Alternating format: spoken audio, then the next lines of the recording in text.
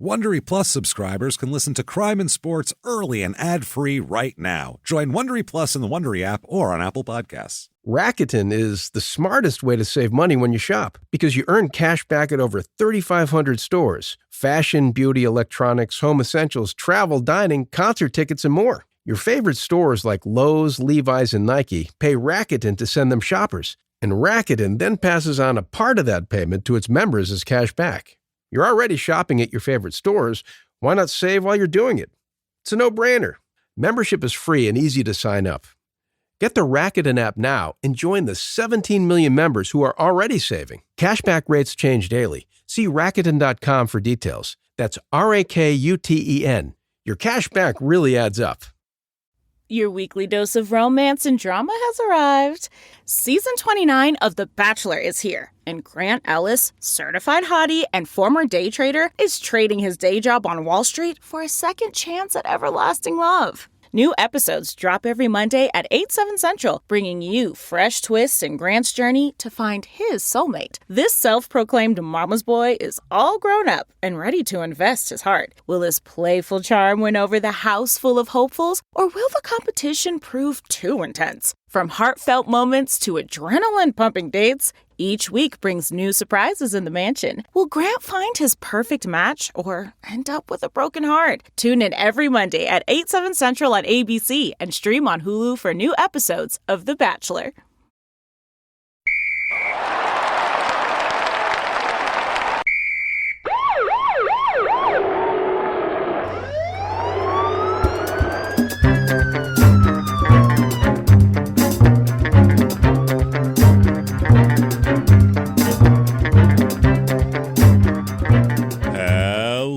Everybody, and welcome back to Crime and Sports. Yay! Oh, yay indeed, Jimmy. Yay indeed. My name is James Pietragallo. I'm here with my co-host. I'm Jimmie Whisman. Thank you, folks, so much for joining us today on another edition of Crime and Sports. We are creeping up on episode 400.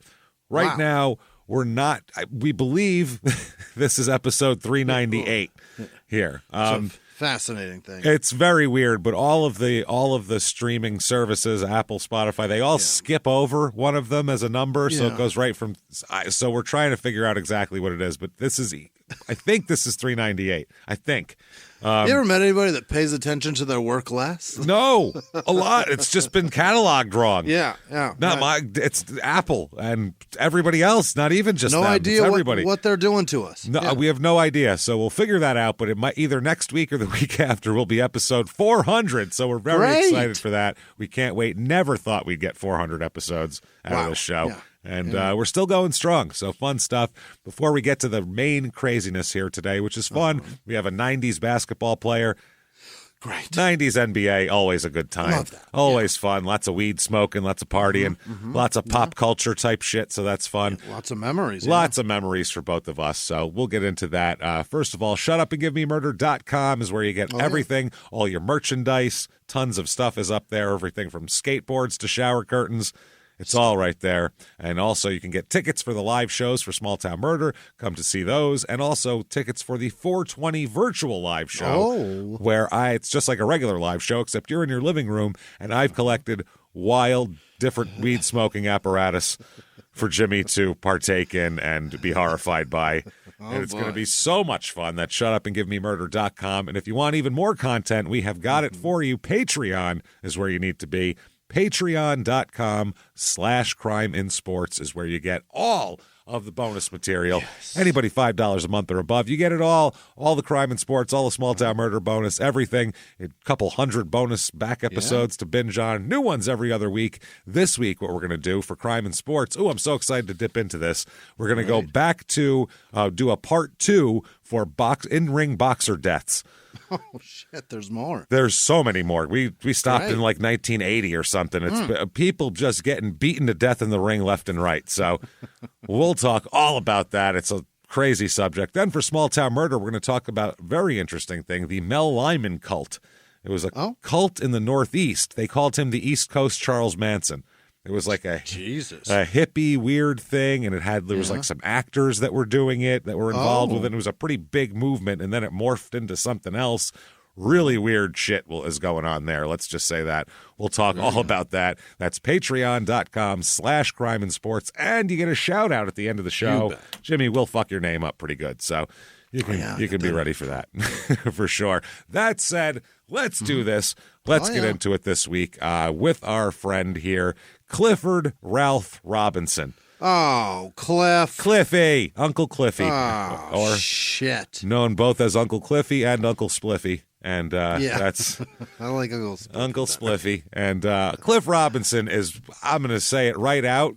First of all, he didn't do anything that terrible. One of the things he did was pretty bad, but pretty shitty thing to do that I personally wouldn't do. But the rest of it is all stuff any of us could have gotten in trouble for the most part. Yeah. And not me instead of you, Cliff. I like Cliff Robinson. I like him. He's your kind of guy? I like him. On the court, I like him. He's a versatile. He was a sixth man of the year. Great defender, first of all. Long, versatile in terms of position. You could play him at multiple different positions off the bench. The Suns were the biggest idiots in the world when they got rid of him because he got busted for fucking weed. That was the dumbest shit ever. It was that time when they were holy. They were they were trying to lead by example. Dude, Colangelo is holier than thou, like a motherfucker. Meanwhile, how silver can you be? Like the rest of the team doesn't all smoke weed too. Oh, you got caught with a joint, so you're out. Like that was just the stupidest thing ever. I hated that shit, but we'll get into all of that. Cliff Robinson, he was born December 16th, 1966. Here, he was born in Buffalo. Did you know that? Really? Yeah, he's from Buffalo, New York. I had no idea about that. Wow. He's 6'10", which is deceptive. I think of him as like 6'8", but he's 6'10". Yeah. I mean, there's centers in the league that are 6'10". He was playing small forward a lot. So that's how versatile. That's a big lineup. It really is. And he was a big guy. He'd come in and he'd play the 3, he'd play the 4, he'd play the 5 if there's an emergency. Like that's a really great guy to have. He was a good 3-point shooter, good outside shooter. Yeah. Damn fucking good player here. He goes to high school in Buffalo and all that. So we'll get into all this shit here now. A little bit about his background. He's a junior, first of all. So is that right? The first sign of trouble came with conception, which is a problem. Yeah, as soon as the egg was fertilized, we should have known something was going on here. His mother is Helena and his father is Clifford Robinson Sr. So now he doesn't ever go by Cliff Robinson Jr., and I think that's because his father took off, so he's not really looking to... that makes sense, too. Not looking to reflect his stupid ass, probably. I just found out right now. And there was never a basketball card that said Junior. Never. Nope. Never saw anything about Junior. He has 5 brothers and 2 sisters. Holy shit. So that is 8 kids. That's a shitload of kids there. That's a lot. He loved football the most, actually, as a child. Loved playing football. Wow. But I think he eventually just heighted himself out of football. Well, I don't know, man. If he was fast enough as a wide receiver, he could have been great. Yeah, but you'll break a 6'10" wide receiver in half. He'll break him right in half. He wouldn't have lasted long. He's just too tall. Unless you weigh... And skinny. If you weigh 375, I guess you could be a left tackle maybe or something. But other than that, I don't know. But he's not that. I know. He's a skinny guy, so I don't know what he's going to do. He went to Riverside High School in Buffalo, and that's when he hit a growth spurt in the beginning of high school. He was all in for football, and then he hit this growth spurt, and they were like, "You are way too tall for this. We can't do it." We don't have any. You know those pants that come down to like below the knees? Yours are like mid-thigh right now. Yeah. You look like a fucking waitress on roller skates right now. We cannot have this. We can't be having this shit. We don't have any bigger than that. I'm sorry. Yeah. Your jersey's a half jersey. Looks like a Miami Dolphins practice jersey. We can't do this shit. This is ridiculous. You just look silly, son. Sorry. So his mother said, "Why don't you play basketball since you're so tall?" Sure. You're athletic and you're tall. So he didn't play organized basketball until high school. Wow. So he's not a guy that was doing this. No idea how to do this. No, because he wasn't a guy that was expected. No one thought he was going to be 6'10". That just never was a thought. So he's doing it for, wow. And then once you're 6'10" in high school, you can get but a lot of guys, too, that are that big would have just gotten kind of a basic skill set. Yeah. And just been like down low players and try to go over people. But Cliff is he's a shooter. He's a shooter. He can handle the ball pretty well. He's a good passer. Like he's got all the skills, like a real versatile skill set. So interesting. He said he liked high school. He said, it helped me to get prepared playing in the competitions I played in Buffalo to play in the Big East Conference. So his father left home when he was 4 and died when he was 10. So doesn't really give that much of a shit about Dad, I feel like. I think Dad can go fuck himself pretty much. Truly. His mother got remarried when he was 13, and he did not like his new stepfather named Clarence. Oh, is that right? Clarence Horn. Didn't like him. Don't like Clarence. Robinson remembers, quote, a lot of animosity. So I believe it. Yeah. I mean, imagine, too, you marry some new lady when this kid's like 13, and then the next year he's 6'10". You're like, Jesus. Yeah, it's hard. I can't tell him anything anyway, but now I really can't tell him anything. Go in your room. Duck, motherfucker. We're not paying for another hospital visit. Jesus Christ. I'm tired of you getting stitches in your forehead. Tired of putting door frames in this house. Yeah, just like Harry and the Hendersons. He's just taking out. Just blasting holes out of them. Just head cutouts of every door frame on the top. They're like, well, fuck it. At least through high school, we'll leave that. We'll fix it when he leaves. He remained close to his mother. And even as an adult, he would call her on a daily basis and keep up with Mom. His mom said, he'll ask me how to cook something, and it goes from there. So he'll call Mom up just for bullshitting here. There's a lot of kids, and that was tough on him. His sister, Alicia, actually scored more than 1,000 points for Canisius College as a player, too. So is that in Buffalo? I don't know where Canisius is, actually. I've heard of it. I know it's in the Northeast, but I don't know exactly where. Professor X's house? I think it is. Canisius definitely sounds like some kind of scientific... X-Man school. It sounds like a scientific cult. Like, are you a member of Canisius? Class. Yeah. Join us. Join Canisius. We will take over the world. Eighth hour, I get Canisius this hour. Canisius, yes. His brother Craig also was a very good basketball player at Riverside and went to Genesee Community College as well.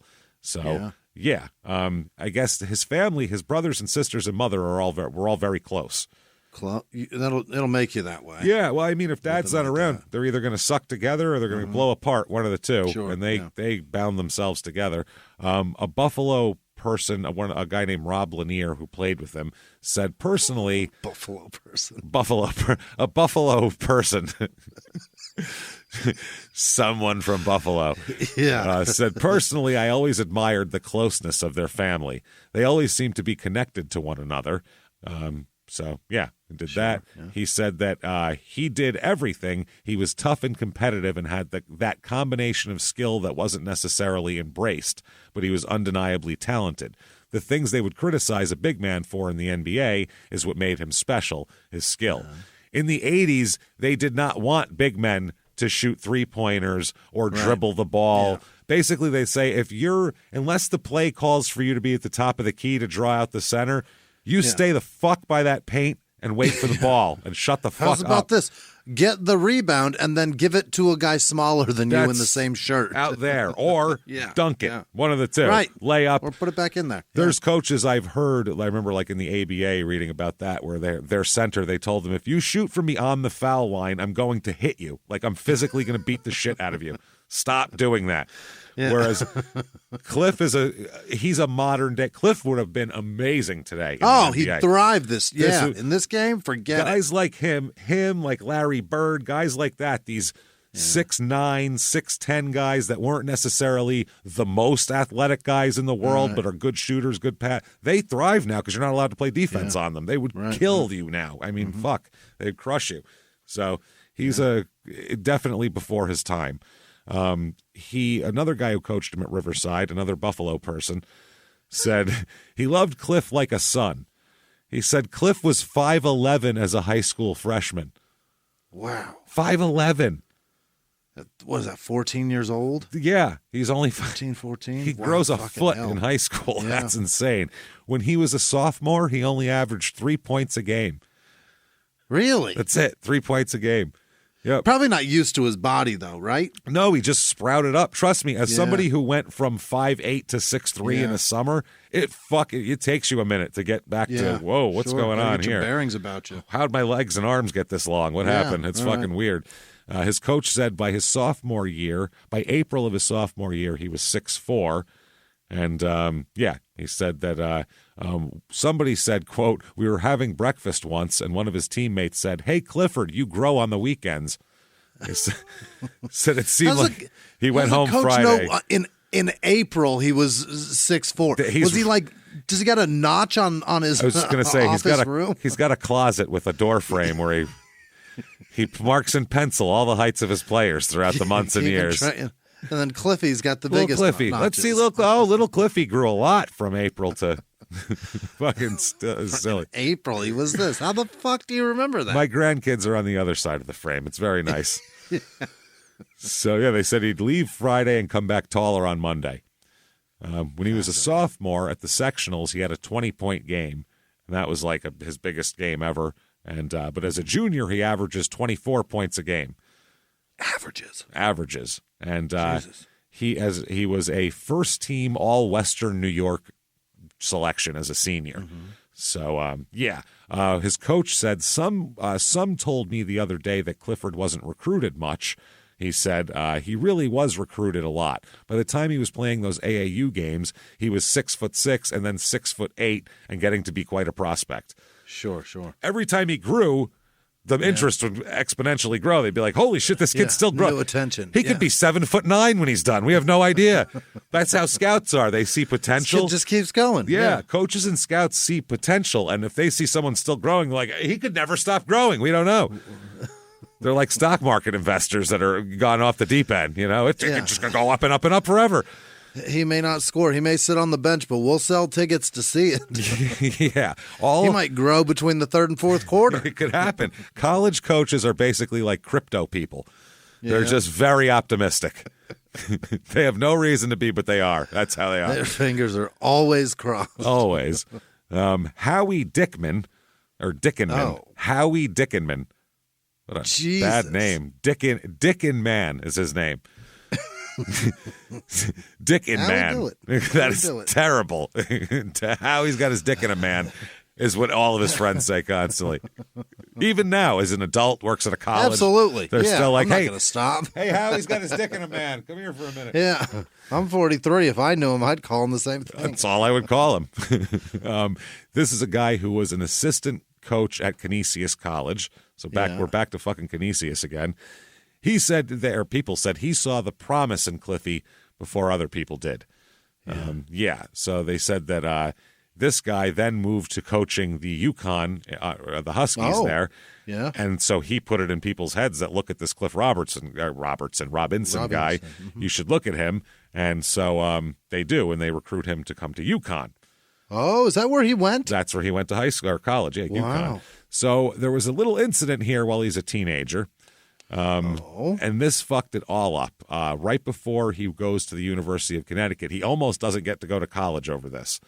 Really? This is how silly the early 80s were. This is like 1985. He is arrested for having a gram of marijuana. He's been smoking for years. Oh, yeah, since high school. Look at Cliffy. Cliffy looks like he got every His game. Eyes are always...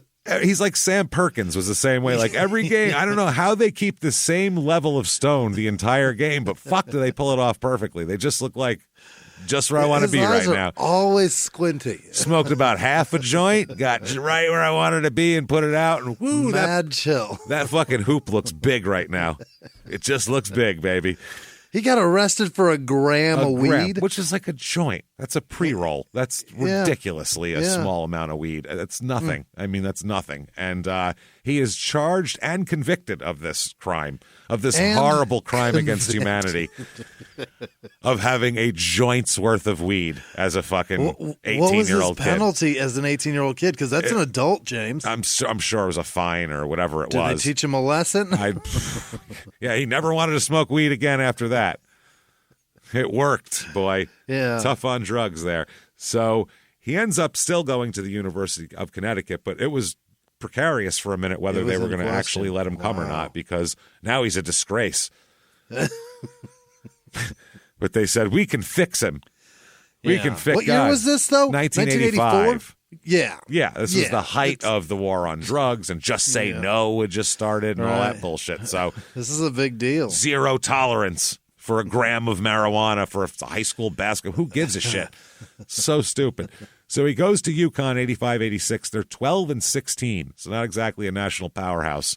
Wow. During this period. And looking at their team, and Cliffy's the only guy on the team that'll end up in the NBA, so that might be why they're not that great. Yeah. Did Len Bias go straight to college or straight to the NBA, or was he a college? He played all 4 years at Maryland. At Maryland? Maryland, yeah. Oh, UConn. UConn doesn't play Maryland. Yeah, I think they do. Do they? Well, could they? Back then, the conferences. Who knows? Did Cliff Robinson play him? Maybe, because Georgetown would play. They were in the Big East, so they'd play all the Eastern schools. So I don't know if Maryland was probably in the ACC though, or something. Yeah. I'm not sure, because they changed conferences so much. They now, may have been in the Pac-10. I don't know. Back then, they're in the WAC. I don't fucking know. So Cliffy plays in 28 games in his freshman year here. He's 19 years old, and he averages 5.6 points and 3.1 rebounds a game. Doesn't play that much, so, doing okay. They're breaking him in. Then 86-87 season is when Jim Calhoun took over, who is he still coaching there? I don't even know. He's probably dead by now, but he was there for a long time. Yeah, they just it's one of those AI generated like holograms like they did with Tupac that time. They just pop them up. You can AI generate a play. I'm sure that they've got Calhoun influenced AI that's drafting and calling plays for them. Yeah, I hear that's an NFL team's just going to have the hologram of Vince Lombardi coach next year. They're giving up on coaches. They've stopped. So this is Cliff's second year, and Cliff is struggling academically. Yeah. Cliff's general interests are basketball and weed. So yeah. Which is fine. Pussy. Those were my interests at that age, too. Sure. So believe me, more sympathetic I could not be, but I also didn't have to, go to UConn classes at all. And my career didn't depend on either. Neither. Yeah, it didn't work. Like I said, I've said it 100 times. If I knew how my life would have turned out, I would have done less in school than I did. Even less. Because it really did nothing for me, honestly. I could have done this if I dropped out in the 7th grade. We could be doing this right now. It wouldn't have been. Yeah, wouldn't have mattered. Fine, I think. Yeah. It wouldn't have fucking mattered. I just wasted all that time learning algebra. Any algebra ever come up in any of these shows? People who listen to all of our shows? I don't recall. Did we ever have to solve for X at every time? Is isosceles triangle? What is that, geometry? That's geometry. One of those. You know what? I don't know. I'm glad I don't know, because that would be a waste of space in my brain. I know it's mathematics, and I haven't got a fucking clue. I'm better off storing when Cliff Robinson was 6'4" in my brain. That has more relevance to what I do for a living. It was in April of his sophomore year. Sophomore year of high school. Yeah. I'll keep that and lose whatever the hell form of algebra I learned in high school. That'll be gone. So Calhoun gives him some academic counseling, which is here's some fucking hot chick who's going to do your homework for you, is what that meant in the 80s. Or follow her. Yeah. Here's a white girl who's going to do your homework, is what that meant. And some blonde girl from Iowa would come do it all. Yeah. So also said he gave him tough love. Oh. Yeah.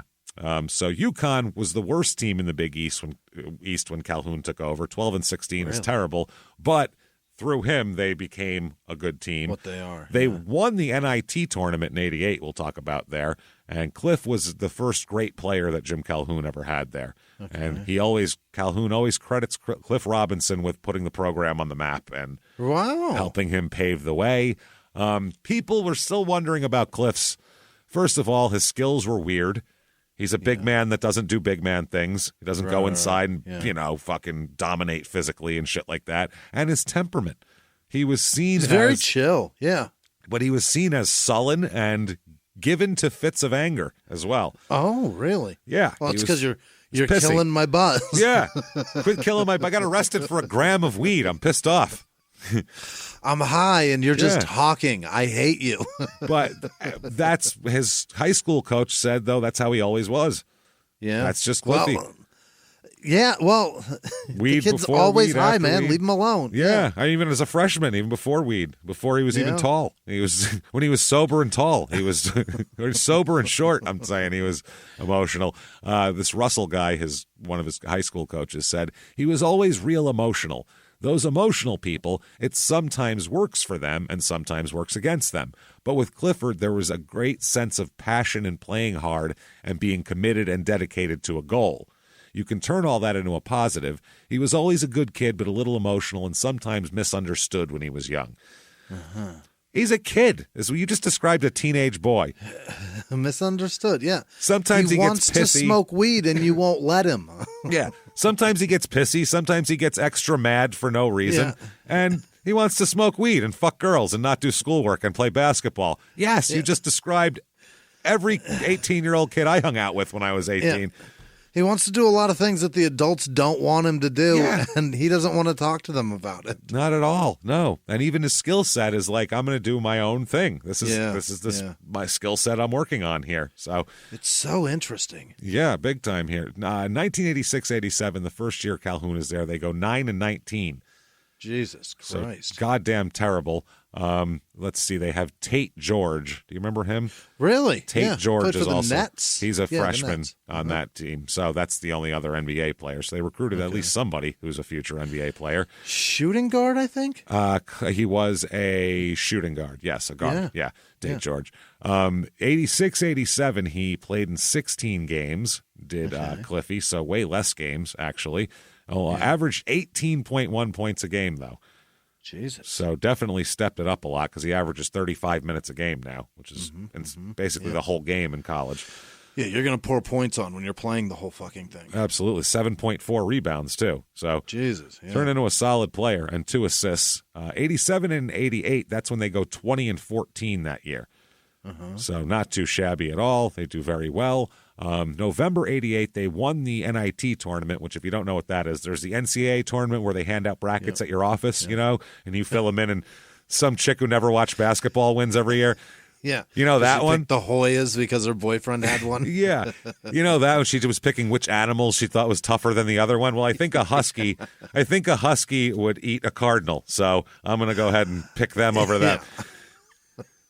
There's also another tournament. Those are the first 60 whatever teams. Those are the best teams, yeah. Then there's like the next 60 teams, and then they play to see who's... Best of luck picking that fucking bracket. Good luck, yeah, because you're picking some Division III school you've never heard of.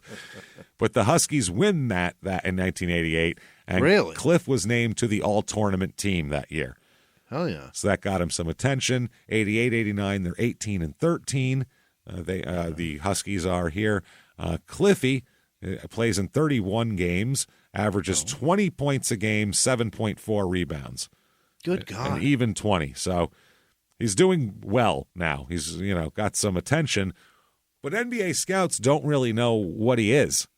Right. Is the problem. He's one of those guys. They like to look at a guy and project it right onto what he's going to be able to do. Mm-hmm. He's 7'1". Yep. He backs a guy down to the hoop. He dunks it on Shaq. You knew what he was. You could see him doing that in the NBA. Sure. Got Penny Hardaway. You could see he's a point guard, but he's tall. You saw Magic Johnson. Making plays happen, but also shooting. You know what he could do. Yeah, but they're like, we don't know what the fuck he is. He's 6'10". He shoots from the outside. He doesn't play down low. What do we do with this guy? He was hip-hop's biggest mogul, the man who redefined fame, fortune, and the music industry.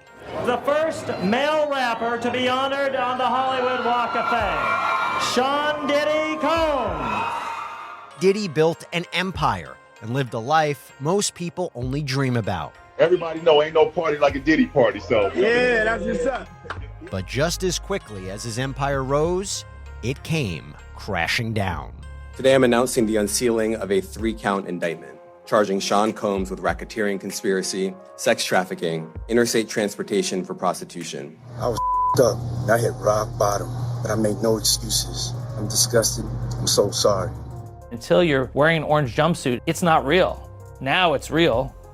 From his meteoric rise to his shocking fall from grace, from law and crime, this is the rise and fall of Diddy. Listen to the rise and fall of Diddy exclusively with Wondery Plus. A few miles from the glass spires of Midtown Atlanta lies the South River Forest, In 2021 and 2022, the woods became a home to activists from all over the country who gathered to stop the nearby construction of a massive new police training facility, nicknamed Cop City. At approximately 9 o'clock this morning, as law enforcement was moving through various sectors of the property, an individual, without warning, shot a Georgia State Patrol trooper. This is We Came to the Forest, a story about resistance. The abolitionist mission isn't done until every prison is empty and shut down. Love and fellowship. It was probably the happiest I've ever been in my life. And the lengths we'll go to protect the things we hold closest to our hearts. Follow We Came to the Forest on the Wondery app or wherever you get your podcasts. You can binge all episodes of We Came to the Forest early and ad-free right now by joining Wondery Plus. So the 89 draft here from New York, June 27th, 1989. Jimmie, number 1 pick. In 1989? In the 89 draft. Holy fucking what? Jesus. I don't think you'll ever get this. No fucking way I'm going to get We've Derek covered Coleman. it before. I don't know. We've covered this draft before. It's got a couple of Crime and Sports alum in it here. I believe it. Purvis Ellison, never nervous That's Purvis. right. Yep, to Sacramento. Number 2, Danny Ferry to the Clippers. That was when they got Ferry and somebody else in the first round, right? They got Danny Manning, I think, that year or the year before, maybe. Okay. But Ferry wouldn't play for them. Remember, he held out and didn't want to play for them and said he was going to go play in Greece or something because he wouldn't play for the Clippers because they were such a shit franchise. Oh, so he went to the Cavs. He went to the there was a trade That's or some right. shit. Number 3, old fucking one kidney here, Sean Elliott. Oh, no shit. Number 3, great one player. Kidney, huh? Yeah, I think he had a kidney problem there. Okay. Either he had one or he had to give one to somebody. One of the two. Donated to somebody? His brother or something. I don't remember. Somebody in his family is fucking. I think not Mourning good ended enough. up with one kidney too. I think that's true. Yeah. Number 4, Glenn Rice.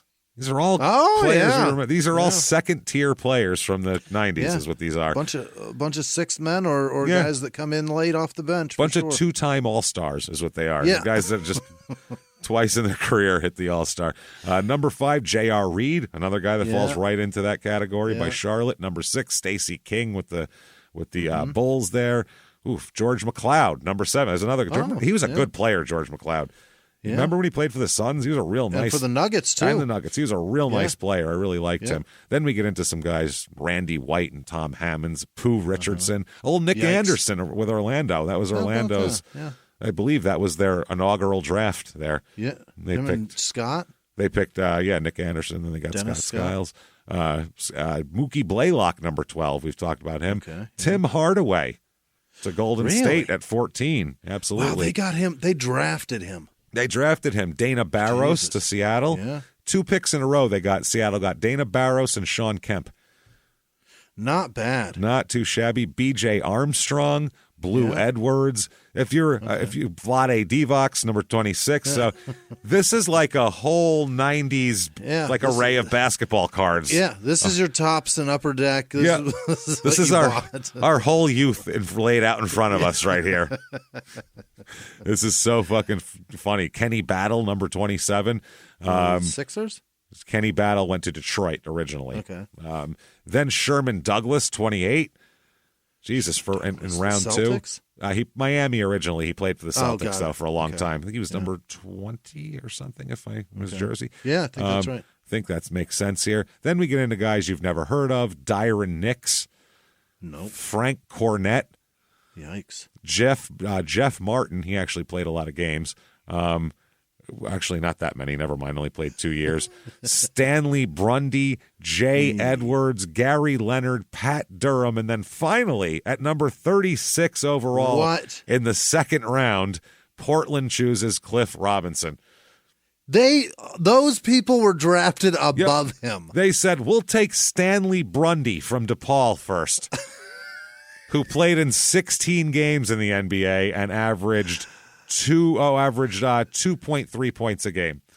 Cliff Robinson will play for almost 20 years. Yeah, we'll take Jay Edwards of Indiana, who played 4 games and averaged 1.8 points a game. Wow. Over Cliff Robinson. And the Trailblazers drafted him, huh? Yeah, Portland drafted him. After that, the Doug West was in the draft, and Chucky Brown, who played for 13 years too, Pretty good too, was taken at 43. Power forward? Yeah, not bad. Yeah. So, I mean, they got a steal, honestly. I mean, they were smart enough to look at him, but that's how low people thought of Cliff Robinson. Pothead. Yeah, they said, and that was part of it, though.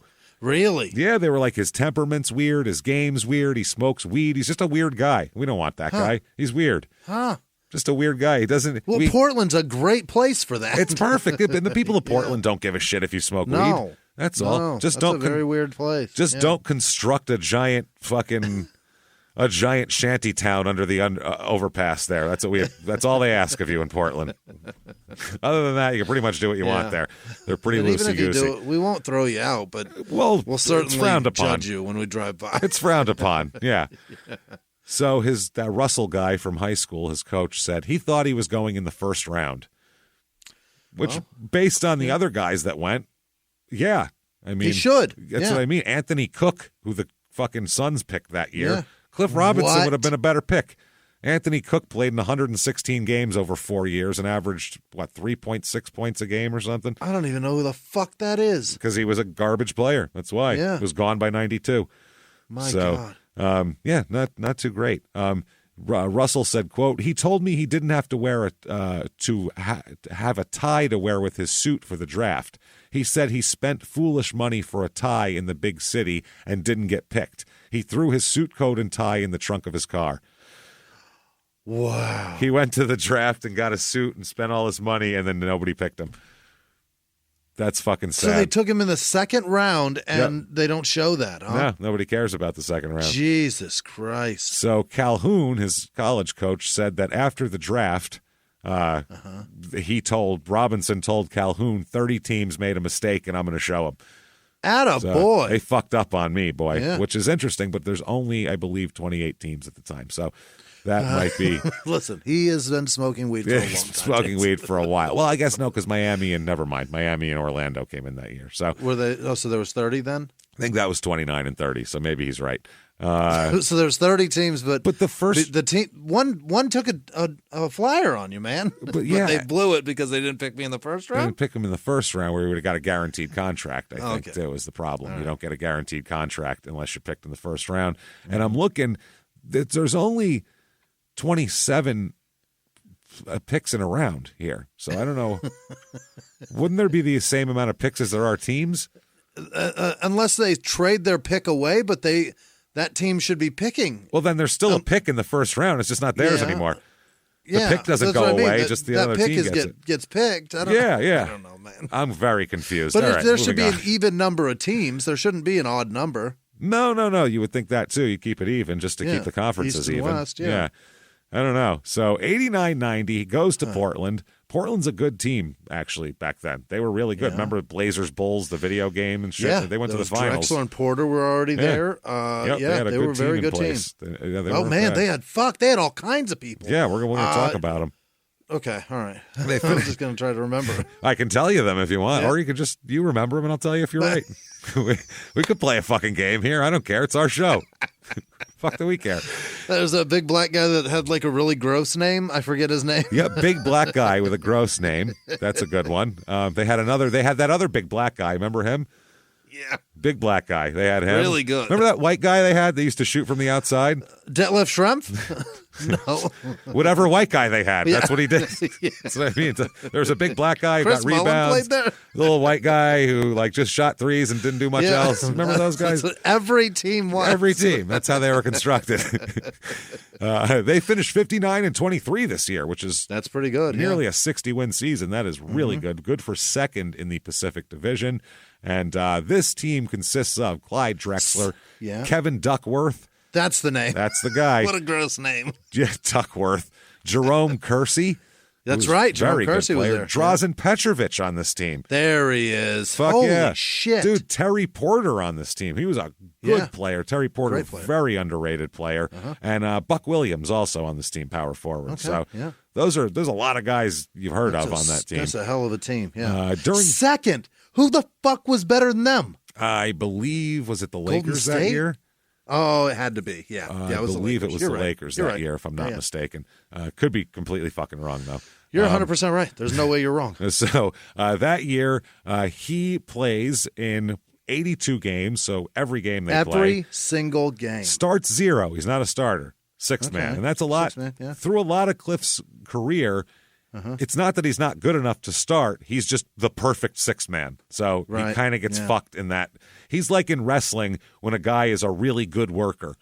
Yeah. When a guy's a really good worker, he very rarely becomes a big superstar because he's just so good at making that guy look good. So let's just put him in with that guy, and then we'll get to him later, but make that guy look good, and then you end up doing and the that. starting lineup for the Blazers is so solid. Is he playing behind Duckworth or Kersey? Power forward, he is playing behind Duckworth. Huh? A couple. No, I think it's Buck Kersey. Williams actually is starting. You might be right. Kersey's a small forward there, and Petrovic the shooting guard, and he's a rookie though, Petrovic. So he might be giving Duckworth a spell. Possibly even coming in at center. Yeah, because he's the only Wayne Cooper's also on the roster, but he's a 6'10" guy just like Robinson. They have the same exact physical deal here. Wild. He averages 9.1 points per game that year and 3.8 rebounds. So doesn't set the world on fire, only plays 19 minutes a game. He's coming into a good team with an established lineup, so that's what happens here. I'm going to say this. Grace right now. No shit. Definitely. Because April 30th, which is right at the tail end of the season before the playoffs start here, he is arrested here, which is rookie season? End of the rookie season. Yeah, not great. Oh my God. And the team was trying to decide what disciplinary actions they would take because he's arrested not for a gram of weed, which I'll always advocate for you if you get arrested for a gram of weed. I don't care where it is or under what circumstance, but this I can't abide because I can't imagine a situation where I would do this, basically, or you sane people I know. He's arrested after allegedly assaulting a policewoman and 2 other people outside of a nightclub in Portland. A policewoman. I've never even thought of socking a policewoman. So that's when you do that, you lost me at that point. I don't know. Yeah, there's a couple of reasons not to sock that person, man. A few. I could think of multiple.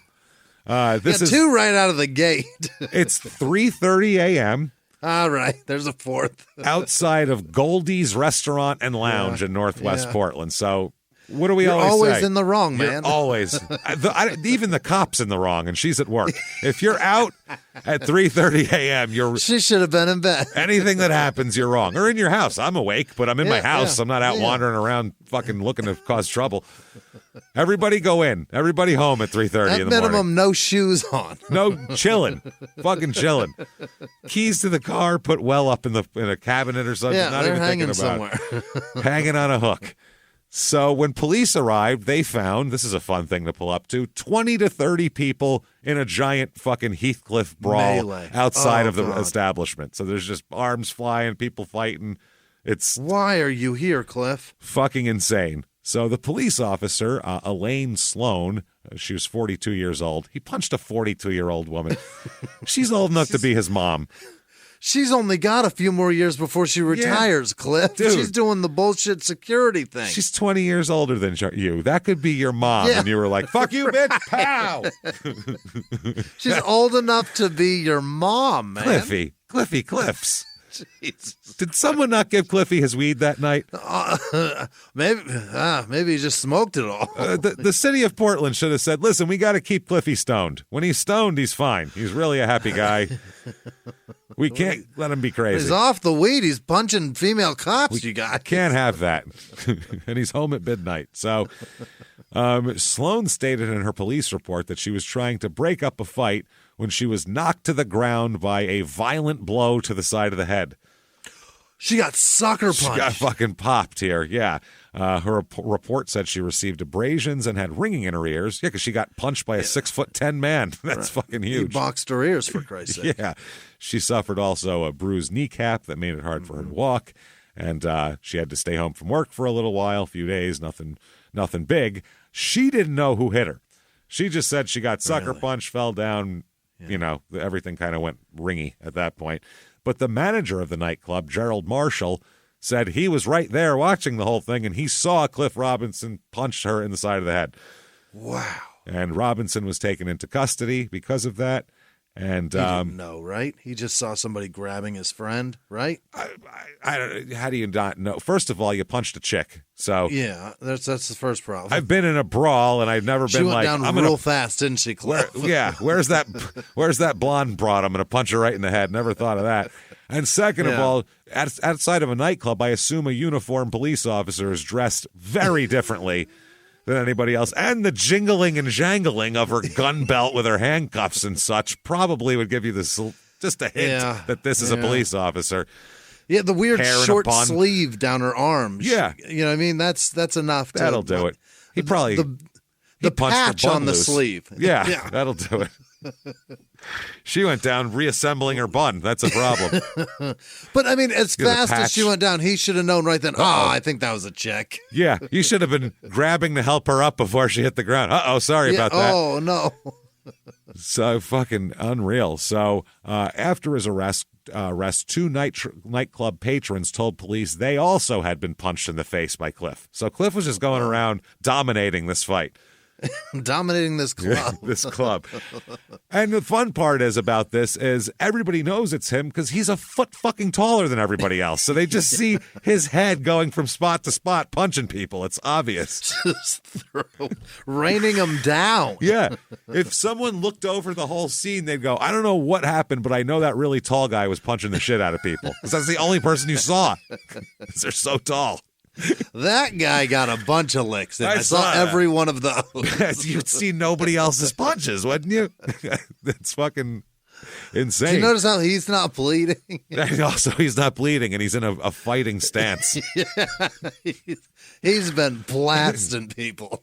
Wow. So he was cited on 3 counts of 4th-degree assault. That seems low, 4th degree.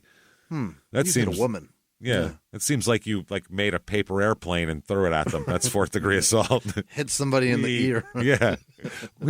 And 1 count of disorderly conduct. These are all misdemeanors here. No assault on a police officer? None of that. No, somehow. Very lucky. I would say. You could say, I guess I was a melee and I didn't see, but usually still you get charged. She said that the police officer said as she wrote the citations at the jail before Robinson's release, Robinson told her, quote, if I'd known you were giving me all these tickets, I would have made the hit worthwhile, he told her. He didn't apologize and go, you were about to, you know what, we all know what we thought he was going to say. If I had known you were a woman, a police officer, a woman, several other things I wouldn't have. He said, I should have hit you harder. If I'd have known this was going to cost me. Yeah. I'd have blasted your face off. I'd have made that shit worthwhile. She also said that Robinson made several, quote, ethnic comments about the last name of her partner, Officer Susan Ficini, of course. Referring to her as, quote, fettuccine and mimicking her as he was read his rights. No mostaccioli? Anything else? Thanks, Cliff, you uncreative cunt. Thanks a lot. Very creative, Cliff. He's hammering the eye ties. And punching women. As soon as I first read that, I was like, I know. For some reason, I just know it. Yep, that's exactly what I thought. I don't know why. It just fits perfect. Fettuccine. Thanks. Called her fettuccine and mimicked her. So... Did he do like a Mario voice? I'm sure he was like, hey, it's a fettuccine. I have the right to remain silent, huh? No, hey. For me. No, hey, see. Oh, no. Oh, no. Oh, Cliff, you dick. You're such an asshole, Cliff. Officer Susan Fettuccine. So, Robinson later denies having struck the policewoman. Which is funny because everyone heard him saying, I'd have hit you harder, all this shit. Yeah. He said he swung at other people in self-defense. He said, quote, you know what? Let's do it in their own words here. Yeah. It's a short one, but I think it's worth it because he punched a cop, and that's pretty fucking funny. Yeah, it feels very what were you wearing, but why were you there, Cliff? Yeah, what are you doing, Cliff? What are you doing? Let's find out. In their own words, quote, I was in this place, and some people were giving my brother a hard time. The next thing I knew, someone swung at me. I swung back. I was the only one picked up. I didn't hit any cops. I wasn't out of my mind, and I wasn't drunk. You may not have been drunk. He said, yeah, he had a couple of drinks, but didn't think he was drunk. And people are swinging at him. So, God damn it. Yeah.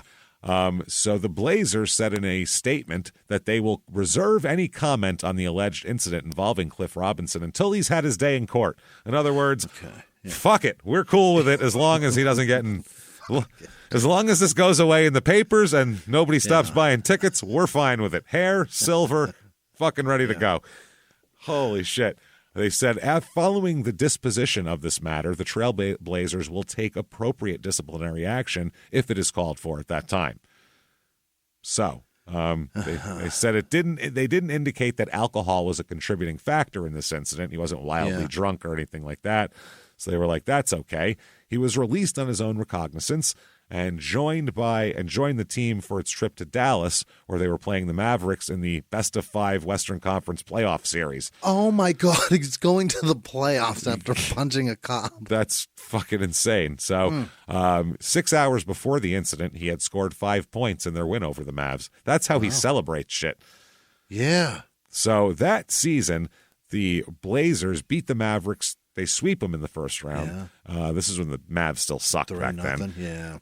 Then a 7-game series, they beat the Spurs 4-3, edging them out. I mean, this is David Robinson. This is the new Spurs here. Then they go to the Western Conference Finals and play who, Jimmy? The Lakers. The Phoenix Suns. Is that right? And beat them 4-2 in the series. They had to, yeah. Mm-hmm. The Suns went to the championship that year? Went all the way to the conference. Isn't that weird? Wow. You never even know about it. Then who knew? They get smoked in 5 games in the finals by the Pistons, who were running over people. I mean, that was just how they did it. Yeah, you weren't beating them at that point. They were smoking Michael Jordan on the way to the playoffs. They were beating Jordan. They were beating the Celtics. They were tough. Was it Aguirre? Was he the starter, and then the rest of them are like fucking all Hall of Famers? Dumars, Thomas, Lambier, Thomas, and guys. fucking what's his fuck? Rick Mahorn on that team. Rick Mahorn, Jesus Christ, guys, that was a loaded up team, man. They were pretty damn nasty. So May 3rd, 1990. This is a few days after the incident here. Now he's going to apologize. Now he apologizes. He says, "Quote: I want to apologize to my teammates, coaches, and fans for the incident in which I was involved last Saturday night." He said, "I have great respect for the Portland Police Department and recognize they were only there to do their job. Right now, all I want to concentrate on is the upcoming playoff series with San Antonio." So, yeah. That's sort of an apology. Yeah. For which I was involved. He's not Who's saying he apologizing to? I don't know. His teammates. He said teammates, coaches, and fans. He didn't punch any of those people, by the way. No, not one of those people got punched. They might have been fans beforehand, but probably not after. Yeah. So at this I don't think point, Miss Fettuccini gives a fuck about you anymore. Fettuccini's throwing out all her Blazers jerseys at this point. She is not having this shit. Old Officer Fettuccini there. Fuck, man. So May 30th, 1990, he apologizes to the police in Portland. So a month goes by, and he apologizes. Apologizes to fans and for punching a policewoman in the face.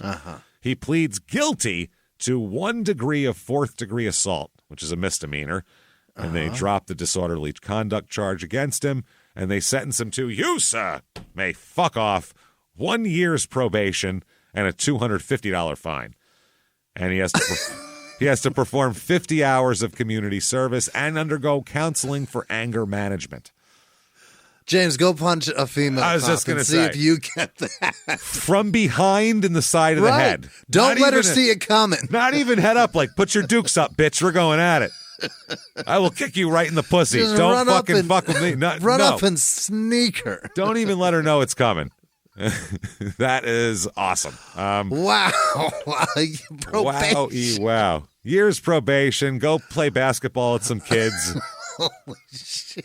That is wild, man. That's I can't believe it. That is a light sentence. Good for him.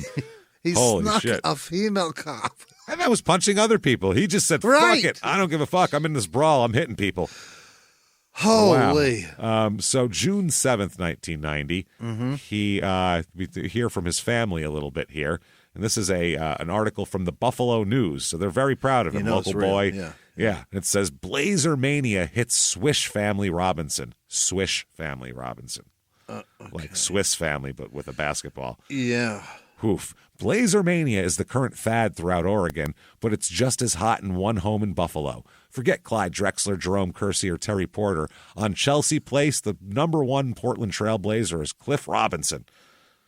His family clustered around the television Tuesday night to watch Robinson, the Buffalo native and Portland rookie, play against the Pistons in the opener of the NBA Finals. Yeah. So they're saying his sister Alicia says it's been intense the whole playoffs. One game, I think I bit all my nails off to the very tip. And his mother said, it's the same as it's been for quite a while now. It's very exciting. The night they beat Phoenix to clinch the title, the phone was buzzing off the hook. Yeah.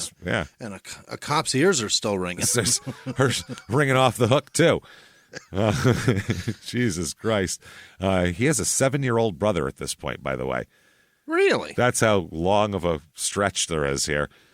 So they say, she said, this is Mom, I talked to Clifford this afternoon. He's real nervous, so I was just trying to calm him down. He's always had confidence in himself. He'll say, oh, Mom, don't worry, we'll win. I told him the same thing about this series. Well, Mom was wrong. Yeah. Mom was wrong. She said that she hasn't been able to find any Blazers jerseys in Buffalo. Weird. She said, I went to some stores looking for Portland gear, and I couldn't find it anywhere. At one place, the clerk even said, trying to jump on the bandwagon, are we? No, I've been on this one for, 22 years or so. He's my kid. They could have also asked him to send a sweatshirt anytime in the last 9 months or so.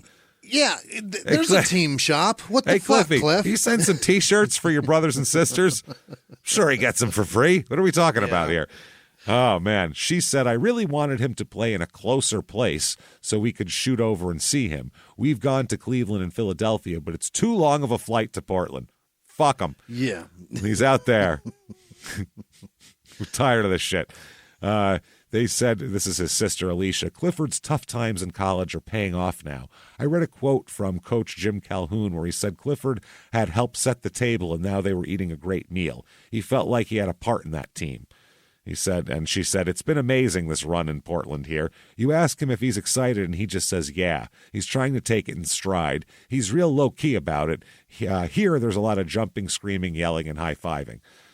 And then they lost. So they should probably smoke a bowl or two. Everybody should chill the fuck out a little bit here. So in the playoffs, he averages 6.5 points a game. So not too bad. 90-90, well, he's off the bench, too.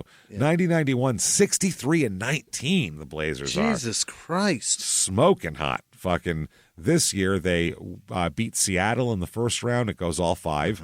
And then they beat the Jazz in the second round. And then they go to the Western Conference Finals where they lose to the Lakers that year. Is that right? Yep, in 6 games. 91? 91, they lose to the Lakers, yeah. Wow, is that the last time the Lakers were any good until recently? Until the 2000s, till Kobe. Yeah, until Kobe, yeah. Yeah, I mean, they went to the playoffs, but that was that Del Harris fucking era. That was a different era. Vladdy was the best they had. Yeah, Magic came back like all fat after 3 years, and like that was weird. And like James Worthy was over with. It was AC Green was already on the Suns. It was a different team. And they had instead of Kareem Abdul-Jabbar, they had Vlade, which is not the same. Right. We'll just say here, Kurt Rambis. Yeah, Jesus, and he went to the Suns over too. For them. Yeah. This year, Cliffy plays 82 games, starts 11 of them. 11.7 points and 4.3 rebounds, 1.8 assists. So he goes up in every category. Yeah. And his minutes go up a little bit, too, so that helps, I think. He's got to be able to play some minutes to be able to actually do anything. In the playoffs, he averaged 10.3 points a game, too. Hey, so there you go. Contributed a little bit. 90-91, he made $250,000 in salary. Wow. Second-round draft pick. Doesn't make a lot. Ouch. They're lucky to be there. 91-92, 57-25, the team goes. They beat the Lakers in the first round of the playoffs. This time, they beat the Suns in the second round of the playoffs. Okay, yeah. Then they beat the Jazz in 6 games in the Western Conference Finals. Go all the way to the finals, where we get a Sega game, a good Sega Genesis game out of it. Bulls Blazers. And they lose in 6 to Chicago. Yeah. This is Jordan's first. Nobody's beating them. Yeah, this is a big deal here. So This team that year, Cliffy averages 12.4 points a game. So much better. June 12th, 1992, there's a big article saying Cliff climbs toward role as NBA star. Yeah. They're calling him the Blazers' backup center at this point, even though he's a power forward and plays small forward half the time too. But there's a big article about how he's coming into his own, and he's the best reserve guy. He's very versatile, and in the postseason, he's a good guy. Very athletic, yeah. Yeah, one of his coaches said he's been improving every year, and I think he's going to continue to improve. He's going to be a very good player in this league. I think he can be as good as he wants to be because he has all the physical tools to be an excellent player. And Cliff says the same thing. He says, I think I'm capable of being a consistent all-star in this league. With continued development and added confidence, I just need to keep doing what I'm doing. Yeah, and he was so good. He was really good. I loved him. I thought he was fucking excellent.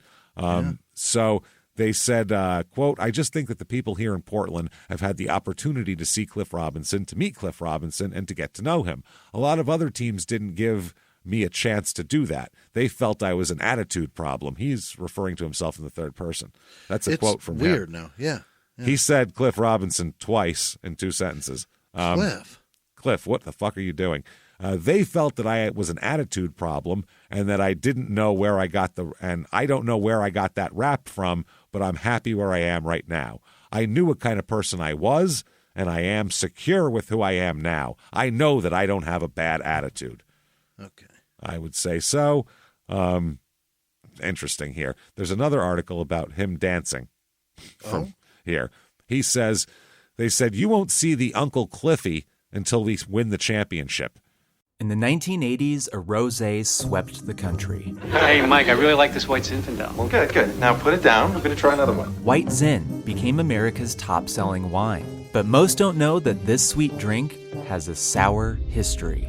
What began in 1986 with counterfeit bottles, a big fraud, a multi-million-dollar fraud, sent investigators chasing one of the most powerful families in the business, the Licciardis. But the closer the feds got to them, the more dangerous things became. It's a story of deceit. At the time, I was paranoid. Threats. You touch my kids, I will kill you. And murder. With a .22 caliber bullet to the head. What started with a scheme to mislabel wine spilled into a blood-soaked battle for succession. Welcome to Bloodvines. You can binge listen to Bloodvines exclusively and ad-free on Wondery Plus. Join Wondery Plus in the Wondery app, Apple Podcasts, or Spotify. Behind the closed doors of government offices and military compounds, there are hidden stories and buried secrets from the darkest corners of history. From covert experiments pushing the boundaries of science to operations so secretive they were barely whispered about. Each week, on Redacted, Declassified Mysteries, we pull back the curtain on these hidden histories. 100% true and verifiable stories that expose the shadowy underbelly of power. Consider Operation Paperclip, where former Nazi scientists were brought to America after World War II, not as prisoners, but as assets to advance U.S. intelligence during the Cold War. These aren't just old conspiracy theories. They're thoroughly investigated accounts that reveal the uncomfortable truths still shaping our world today. The stories are real. The secrets are shocking. Follow Redacted, Declassified Mysteries on the Wondery app or wherever you get your podcasts. You can listen to Redacted early and ad-free right now on Wondery Plus. In the 1980s, a rosé swept the country. Hey, Mike, I really like this White Zinfandel. Well, good. Now put it down. I'm going to try another one. White Zin became America's top-selling wine. But most don't know that this sweet drink has a sour history. What began in 1986 with counterfeit bottles, a big fraud, a multi-million-dollar fraud, sent investigators chasing one of the most powerful families in the business, the Licciardis. But the closer the feds got to them, the more dangerous things became. It's a story of deceit. At the time, I was paranoid. Threats. You touch my kids, I will kill you. And murder. With a .22 caliber bullet to the head. What started with a scheme to mislabel wine spilled into a blood-soaked battle for succession. Welcome to Bloodvines. You can binge listen to Bloodvines exclusively and ad-free on Wondery Plus. Join Wondery Plus in the Wondery app, Apple Podcasts, or Spotify. Oh, he's got his own dance? His own little dance here. Oh. He said, I don't know why everybody made such a big deal out of it. It was no big deal. You've got your own dance, Cliff. They said the playoff game, was preceded by a long scoreboard video that showed Robinson dancing to music that only he heard, putting his right foot in, his left foot out, shaking all about, while the Blazer Maniacs sang revised lyrics to Do the Locomotion. So they did a Do the Locomotion and showed Cliff Robinson dancing. So they said there are Uncle Cliffy T-shirts. Arthur Murray Dance Studios will publish those footprint diagrams any day now. Chiropractors will warn the elderly. No big deal. Robinson sashayed out there on Sunday when the music died and shot 2 for 11. That's not great. That's Maybe not practice good. some shooting drills instead of fucking dancing, Cliff. Oh, my God. 2 for 11. 2 for 11. They said the next Wednesday night, it was Uncle Cliffy's turn. He played 27 busy minutes, scoring 17 points more than the entire Chicago bench combined. Wow. Grabbing 6 rebounds and having 2 steals and getting a big block on a Horace Grant shot down the stretch. Fuck. The coach, Rick Adelman, said, I didn't even know about the Uncle Cliffy until 3 days later. That shows you how aware I am as a coach.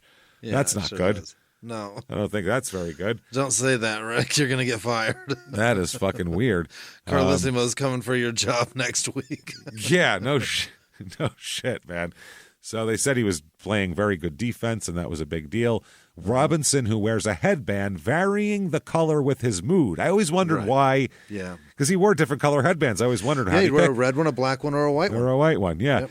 He said that he wasn't going to allow dance critics to climb inside his head and fuck with him. Leave me alone. He said everybody is going to miss some shots. I had to come back and keep my head up. I can't let what anybody puts in the paper affect me. I'm here to play basketball. I have to maintain a level of confidence, a high level of self-esteem. Yeah, that's right, goddammit. So that's what he said. That year in the playoffs, 10.8 points a game. He makes $474,000 that year. There you go. Getting good now. 92-93, 51-31. They lose in the first round of the playoffs to San Antonio that year, which is rough. There's an SI article here from Sports Illustrated did a piece on him, February 22nd, 1993. And they said Robinson brought daughter Jessica out to Portland last fall. Jessica is 5. By some accounts, she's quite a handful.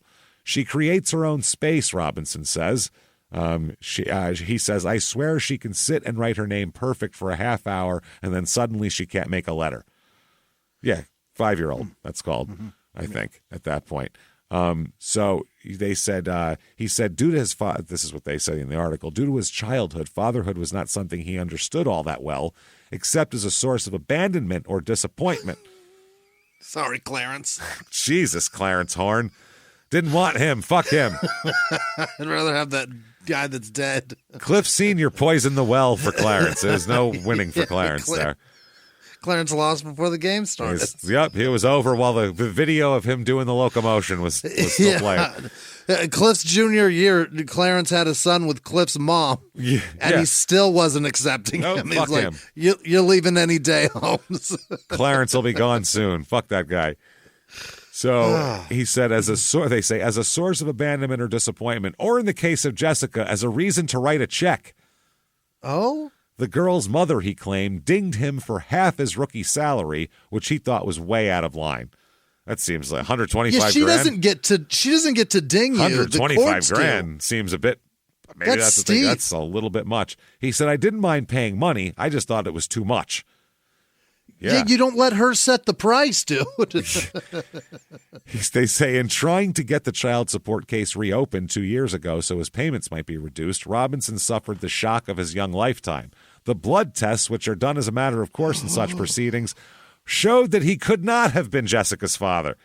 Oh, no. Wow. I am I will treat you like a policewoman at that back. point. Yeah. It's like talking to Paulie Walnuts at that point. Yeah. You got two fucking choices. Yeah. Either you The first one includes me getting my money back. Yeah, both of them include it. But the one includes you limping for a while, and one includes you not limping for one a while. way or another, Which I'm getting one? my money back. So which way do you want to do it? You're going to pay points on it now. I'll tell you that much. Fuck that. Yeah, you're paying points. Wow. Wow. They said this was stunning. It was his out. It was his out, of course. He was free and clear, except that he would lie awake at night and wonder about Jessica. I'd wonder, what she's doing with my fucking money is what I'd be wondering. I wonder if she found her real dad. Listen, I like kids and all, but if the kid was 16, listen, I'm sorry. I'm being fucking as real as can be, and the fact that Jimmie's wiping tears from his eyes and took glasses off. That's what I'm wondering. I think you agree with me here. Yeah, I'm wondering why she's got such a nice couch. Fuck yeah. That's a real sweet Care Bear backpack you got there, you little twat. Hand it over. That's mine. It better be full of cash from your mother, or else we're going to have a fucking problem. That's mine. That's right. I swear to God. I swear to God. Ah, Jesus Christ. If this kid is 16, you go, well, fuck. Yeah. You know what? It's my kid now. It doesn't matter. 5? Right. I'm sorry. Goodbye. That kid will barely fucking remember me. That kid will barely remember me. You remember a lot from pre-5? I don't. Fuck it. Who cares? Unless she's got your basketball card. I mean, fine. That's great. That's your Uncle Cliffy. Remember him? We all remember Uncle Cliffy. It's everybody's Uncle Cliffy, you dumb. Don't worry about it. You pretentious bitch. You don't get to claim him to yourself. Jesus Christ, man. Selfish asshole. Oh, you selfish little shit. What do you want? Fruit roll-ups on my dime? Yeah, what the fuck? It's not even my kid. I'm being honest, everybody. This is honesty. I could sit here and go, well, yeah, because, when you get an attachment to fuck that. Ain't mine. I ain't paying that kind of money for a kid that's not mine. Fuck you. Give it back. Fuck that. You should be able to write a check. You have a lot of money to afford pens. Yeah. Hey, if you want, point me to the real father. I'll get it out of his ass. But someone's paying me. Somebody's paying me back. Someone's paying me back. I don't care who it is. Oh, it's so funny. At this point, fuck. Put that little Jessica in some commercials. Make her work for me. I don't know. See if she's cute. What she's doing with my fucking... That's right. That's what I'm lying awake wondering. Gave her 125 grand. Did she buy a house? What did she do with that fucking money? I'd be wondering what I could have done with that money. Yeah. Fuck yeah, not buy Barbie dolls, I'll tell you that much. No, daydreaming about a boat that she stole from me. Stole my boat. Hi, little girl. You boat stealing bitch. Hey, Jessica. You dream snatching, boat stealing bitch. I should have a boat called the Jessica, you little asshole. When I get my money back, that's what I'm going to buy. I'm going to put your name on the back. Yeah. And send you a fucking picture. Take it out of your mom's ass. I'm going to fucking be pissed. If you want one, you can work hard too. Yeah, get a boat, grow to 6'10". I don't know what to tell you. Work it out. He goes on to say, the girl's mother was still going it alone back in his old neighborhood, and she had been burdened with 2 additional children. It's not like somebody dropped them off on her porch. She had 2 additional children. These are her kids. They're our kids. Where are these? Where's the fucking... Oh, my God. So Good Lord. He would lie awake, worried. What kind of life lay ahead for Jessica? Of course, it wasn't his problem. And that's where the article should have ended. Of course, it wasn't his problem. Anyway, Portland kicks off the season against Seattle next season. Cliffy's looking to be in the starting lineup because he has his mind free and clear of this fucking kid that he doesn't have to pay for. It's not his kid. Yes. Of course, it wasn't his problem. He liked Jessica, was crazy about her, in fact. But she did slow him down. No way it was his problem. The fact of the matter, and this is what kept him awake, was that it was Jessica's problem. So with the tenuous blessing of Jessica's mother, Cliff brought the little girl to Portland in October. It's not your kid. Tenuous blessing of her mother. What the yes, please take this child and pay for everything she wants for the next few months. I got two more if you're interested in any. You're looking for a boy? They're not yours either. In the market for a boy who's not yours? Looking for a 4-foot manifestation of another guy's jizz because I have others. Here it is. Somebody else's over-incubated nut. Yes, exactly. Over-incubated is the greatest way to put that. Holy shit. Wow. So they say Jessica lives with him and his sister. Not even to visit, to live. His sister Alicia there, herself a single parent and a basketball player for the AAU Portland Saints. This summer he plans to begin the process of legally adopting Jessica.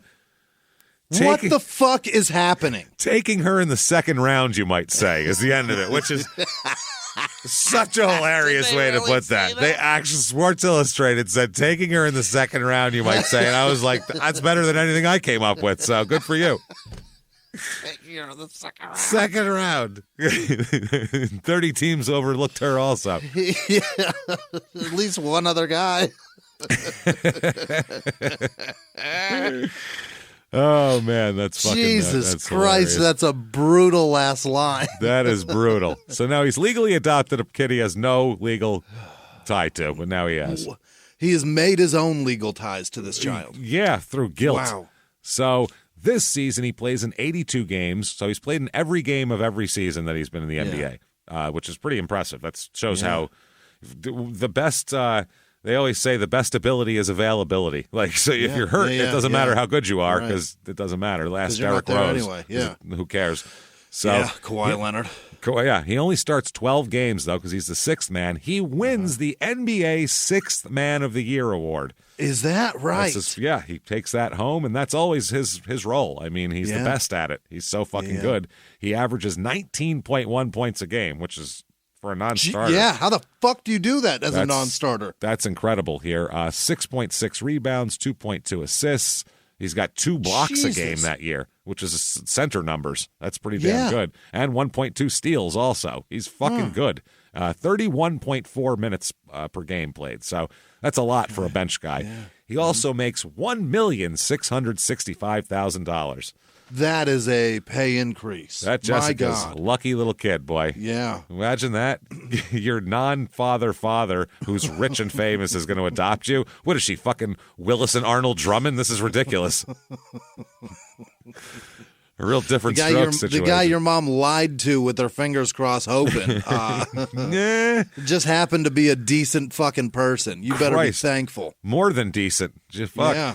93-94 Trailblazers, 47-35. So they just get a few games worse every year since 92 because it's kind of the same team. They haven't really they added Cliff Dudley and Rod The Strickland. difference is the West was getting so fucking strong. It was good, though. and Phoenix became a bigger powerhouse, and there was Seattle was really good. Malone started getting good with Stockton down there. Those two, Utah. It was, goddamn, the West was Houston great. Was a fucking they were unbeatable, and in 93-94 they lose to Houston in the first round of the playoffs, and nothing wrong with that. As we know, Houston was they were unstoppable that year. So this season here, he's an all-star this year as well, which is pretty fucking great. Plays in all 82 games, starts 64 this year. Wow. 20.1 points, 6.7 rebounds, 1.9 assists, 1.4 steals. Fucking killing it. They must have put him in at center, and he's just fucking... He was playing center this season. Yeah, that's what it is, and that's a fast fucking lineup. He played his first 2 years mainly power forward, then he played small forward in 91-92, then back to power forward, now he's playing center and starting rather than being off the bench. Fastest center in the fucking league, too. So rather than being off the bench at small forward, he's now a starting center. That's how versatile this fucking guy is. That's incredible. Yeah. Incredible stuff here. He makes $2,336,000 also this year. You bet. 93 money. That is shit. Goddamn good. 94-95 Blazers, 44-38. So getting worse and worse and worse. They lose in the first round. They get swept by the Suns that year. Oh. Yeah, swept by shame. them. Yeah. No shame there. February 22nd, 1995, his streak of consecutive games is over. He's played in every game he's been in the league. Yeah. It was 461 straight games. And he What'd he finally missed a game with a sprained ankle. Okay. It was a 6-year span, third longest streak in the current NBA, longest current streak he had going on. The streak is still the franchise record for the Blazers. Really, today? Yep, still to this day. So nowadays, guys sit out all the time. It's considered fucking resting and, all that shit. So guys don't play 82 games for no reason anymore. Yeah. So that year he only played in 75 games, started 73, 21.3 points a game. So he's gone up in points per game every single year he's been in the league. Incredible. He's gone up 5.6 rebounds, 2.6 assists, 1.1 steals, 1.1 blocks. Goddamn good. $2,732,000. Fantastic. 95-96, PJ Carlissimo takes over. There he is. There he is. I knew he was coming. He's coming Sorry, somewhere. Rick Adelman, you fuck. You're out. 44-38 they go, and they lose to the Jazz in the first round of the playoffs. So now they're just that first round playoff Bounce loss out. team. Yep. Yeah, Yep. That's how this team goes. They're the Nuggets. This is when they become the Jail Blazers, too, around this time. The Sabonis finally comes on the team now. Oh. Yeah, Ramil Robinson, Harvey Grant, Chris Goddamn. Dudley, Rod Strickland. They're an exciting team. Buck Williams still on the team in his 14th year. Jesus. This year, Cliffy, 21.1 points a game, 5.7 rebounds, 2.4 assists, like the same exact year he had last year. Yeah. Damn good. And now he's playing power forward because Arvidas is the true center. Yeah, and no, this is the fast, tough lineup. He's now playing small forward. Really? Yes, he went from playing center to then moving to small forward after that. Who the fuck do they have playing power forward now? Power Buck forward. Williams. Harvey Grant is their power forward. Harvey Grant Harvey too. Grant, who was a starter. Yeah, Harvey Grant, Reggie Slater, Gary Trent was also on the team. Who was Jesus Christ. Yeah, they had a bunch of power forwards, Big, and then Buck Williams also. So Yeah. and they had Dudley backing up Sabonis, and they also had Elmore Spencer at center too. So they had a lot of big guys up front. $3,018,000 that year. Mm-hmm. Now, July 29th, 1996. There's an article here that is hilarious. First, it's Cliff Robinson, and then right under it, it's even better. Okay. It's Robinson and his agent are unhappy with the Blazers. Really? Yeah, they say they claim the Blazers broke a promise when they when the team picked up the forward's $3.2 million option. He had an option, but he wanted to sign a long-term deal, and they were like, "Oh, we'll just pick up your option for cheap." So his agent said, if something doesn't get done, then I can tell you right now, Clifford doesn't want to be in Portland. They had asked for a 7-year, $84 million contract. What? And instead got a 1-year, $3.2 million contract. It was much different. So a difference of about $81 million in that deal. We're not exactly close to each other. It's like, you don't understand. I got a teenage girl here. This life is getting expensive. Yeah, how many other kids out there aren't mine that I'm going to pay for? It could be I need $84 million. It's infinite, really. It could be billions of them. Oh, man. So they said that the agent said that Robinson was promised a lucrative new contract 2 years ago during a meeting with Paul Allen, who is the owner of the Blazers and a huge billionaire. But now Robinson and Marshall believe they were misled by the team's president and general manager. The team's president said, he's Bob Whitsitt, he said that no promise was ever made. He said, I was very clear on that 2 years ago. So, yeah, they picked up. I thought we were talking to Ramil, actually. I missed it. There was also another Robinson on this team, too. Really? James Robinson. They had James, Cliff, and Ramil Robinson all on this team. I misunderstood my Robinson. I didn't know which Robinson I was talking to. I'm so sorry. He said that when the Blazers picked up his option, they made it so he can't make any more money this year. And the agent said, Bob broke a promise. He wasn't supposed to pick up the option. He was supposed to sign a new deal at the same time as Robinson's option was due, and he didn't do that. And they said that Cliff can't do anything about this till he is a free agent now. Yeah. So his agent said what Cliff probably should do is play it out. He's got no choice in the matter. Right. He's got to play it out and then try to get a new deal. They said that that the president had no business giving out a 7-year, $46.68 million contract to Kenny Anderson or working a trade for Isaiah Ryder until Robinson was taken care of. Oh. He said they fucked up their priorities here. Yeah. Right under that, it's Warrior Smith turns self in. Okay, this is fucking Smith? great. No, Joe Smith. Remember him? Oh, yeah. Joe Smith turned himself into police and was arrested Sunday after the Golden State Warriors forward was accused of smashing a beer bottle on the back of a male exotic dancer during a barroom brawl. That's a headline. I have so many questions. There's a lot of questions. Why were there male exotic dancers in a place you were? Where Why are you, beating Joe them up? Smith? Yeah. What are you hanging out at? The dancer required 22 stitches to close his gash, which is funny because he has... That's a great line. To close his gash. Hilarious. Another Joe fucked that man up. He hit him with a fucking beer bottle in the back of the head. Like opened him up. Yeah, like it's the Old West or something. He's Right. going behind fucking breaking shit on people's head. The dancer required 22 stitches, and another dancer contends Smith and his group wanted the floor to themselves early Friday so the player could begin celebrating his 21st birthday. 21 years old. 21 years old, and that's a good age to smash a beer bottle over the head of your first male exotic dancer. That's a really good age for that. That's fun. He got male What a strippers jackass. for his birthday. That's cute. That's well done, very Joe. nice. Hey, nice job, Joe. I'm sure all the Very fellas love that. progressive. Oh, it is. It really was. He was ahead of his time. Chesapeake policewoman Elizabeth Jones said Smith showed up at the police station with his lawyers at about noon. He was released on his own recognizance and is to appear in court later on. Jones said the malicious wounding charge is a Class 2 felony in which prison sentences generally run from 5 years to life. Holy. That's a lot. Len Elmore, Smith's former agent, said the allegations that Smith attacked anyone surprised him. They had already not agents anymore, but he said it doesn't sound like something Joe Smith would do. Oh, okay. All right. Well, then they're probably never wrong. mind then. Yeah.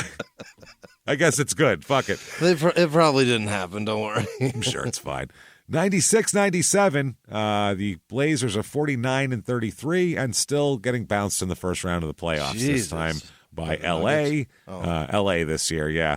This is Isaiah Ryder, Jermaine O'Neal's rookie year this year, because they drafted him, if we remember. Sabonis, Trent, Rasheed Wallace is in his second year on the team this year. This is a stacked fucking, like in the 90s, this is like, Kenny Anderson, Stacey Augman's on this team. This is Jesus. like, if you could run with any team as a playground team, this is your squad. So fun. Yeah, there's Augman was fucking made of plastic. Jesus. Dude, these were, this is so, Aaron McKee, this is a great team to watch. A lot of fun. I loved Rasheed Wallace, too. Another guy. Stacey Augman was so much fun. Great God damn player. it. Yeah, he came from Atlanta, I guess, at that point, because I know he was in Atlanta for a while there. Yeah, he played with Dominique for 3-4 years before he moved up there. That's right. Yep. So January 11th, 1997, the Blazers suspend Cliffy. He is suspended for 1 game for his actions in a loss 2 nights earlier against Miami. He referred to P.J. Carlissimo with an expletive after being pulled out of the game. He called him a name. Motherfucker? He called him mother. He probably called him Fettuccine because he's Carlissimo. So, hey, P.J. Fettuccine. P.J. Cacciatore. Fuck you, man. PJ Cavatelli can suck my dick. Hear me? You heard? Cannelloni. Yeah. So there he is. He's going to sit out a game against Detroit. That year, that's his only game he missed. He played in 81 games otherwise. Started 79, down to 15.1 points a game, though, for some reason. I get that's a stacked team, too. Yeah, I mean, how's he getting minutes? Yeah, well, he's got 38 minutes a game. He's got plenty of minutes, but the ball gets distributed a lot, I think, around this team to keep people happy. Yeah, you got J.R. Ryder. He's a fucking ball hog. You got guys like that. He makes $2,924,000 that year. Not bad. Now, July 31st, 1997. Free agency. Well, no, that and a little bit of an incident here. Uh-oh. He's a free agent, and he was seen getting into his vehicle with his brothers and friends on the way to play in a paintball tournament. Oh. Okay. A neighbor of his looking their nosy, not own business minding asses out their window, saw a group of 5 men getting into a car with what they perceived as assault rifles. What? They're going to play paintball. They're paintball guns. It's like his brothers and shit are going to play paintball with him. So they saw these people getting into a car carrying big guns. And called the cops. And had no fucking idea what a paintball gun is. Nope. None at all. Wow. So that big jug of shit on top of the gun? the most No guns have that. No guns have a fucking reservoir of bright pink balls in them. For the most part. There might be some. I've never giant seen one. jug welded to the top of this gun. What do you think that is? Lime green fucking balls. I think that's Gatorade in case you get thirsty during your fucking massacre. It's in case you get fucking thirsty idiot. while you're slaughtering school children. So yeah, his vehicle was, they pulled him. I mean, they did the full felony stop with the blockade. They did a whole fucking thing. They closed off streets. And my God, how they got the embarrassing! tanks and shields, and they acted like these guys were on their way to fucking take down the White House or something. Right. That's what they were acting like, rather than 5 dudes in their 20s going to play paintball. One of them, a very famous person in this area for numerous years. Yeah. So with news cameras rolling and numerous assault rifles pointed at they had the whole fucking news was there. Helicopters were swarming around. There's a big disturbance downtown Portland, all this shit. Cliff Robinson had no idea what was going on. He's at gunpoint. He's like, what the fuck is happening? I have no idea what you're doing. So then they got him away, and he watched as the officers located the paintball guns in the vehicle. Yeah. Stood there looking at them and then looking at each other like, this isn't what we're looking for, right? Then tore the car apart to look for other shit else. Yeah. Because they were like, well, these aren't the guns, obviously. Maybe they're other guns. No one could think that all of these tiny yellow balls on top of the gun would be... This can't be what someone called in. This is an illegal search now, right? Well, and for Cliff here, there was a roach from a joint in the armrest. I'm sure there was. A fucking roach from a joint. Oh, boy. In an armrest. It wasn't located. It was in the passenger armrest, by the way, which is not in. Well, it's probably in his reach, but it's not technically. Yeah. They don't consider that in a car the reach. It probably has his fingerprints on it because it probably went around the car a few times. Sure, it did. It was a Hummer, like the Hummer ones with the big middle console. So he actually might not have been able to reach it here. Probably not. But somehow he's charged with cannabis possession. It's his car. Rather than going, hey, what we just did was crazy. We are so sorry. You have a roach. Let's just call this a wash. Shake hands and go our separate directions. We're embarrassed. I'm embarrassed. It's all good. Instead, they're fine, and he gets arrested for having a roach. Well, yeah, because we just spent all this gas money to stop you with all these vehicles. There's a helicopter up there. All that you have, someone has to be taken away in cuffs. We got to go somewhere. You block off a road or not? Yeah. You block off a street for a half hour. There better be some handcuffs involved. There better not. Yeah, just get in. Okay, guys, drive safe, and then you pull off. That can't be the way it works. Can't do that. No, that's what they're doing to save face. How embarrassing! So, it's fucking ridiculous. The media's coverage now. It went from like this should have been what the fuck. First of all. Everybody should be red-faced. This is bad, but instead it somehow turned into not what big fuck-ups the cops are and how people should mind their own fucking business, and also, hey, how not every 5 black guys is going out to kill everybody in the mid-'90s, which is also a thing that was a big deal. Those are not going... That ain't it. Instead it was, there's Cliff being an irresponsible asshole, letting everybody down again. That's literally what the narrative was. Cliff found with weed again. What a bum. All this shit. It's like, what are you talking about? Everybody should be wearing a red headband right now to match the color of their face. Exactly. 23 years later in 2020, the city of Portland admitted what was reported was not the whole story and issued a formal apology to Cliff Robinson. Oh, the poor bastard. But at that point, I mean, it was 20. The damage is done. Yeah, it's over. You cost him money is what you did. He's been out of the NBA for fucking 10 years now. If you think that didn't affect his contract, you're out of your fucking mind. You're out of your fucking mind, yeah. So here's from the Albany Democrat Herald, July 31st, 1997. Blazers brush with the law again. Oh, wow. Because Gary Trent was accused of punching a man several times in the face and choking him after the man said he accidentally set off a burglar alarm in Trent's home.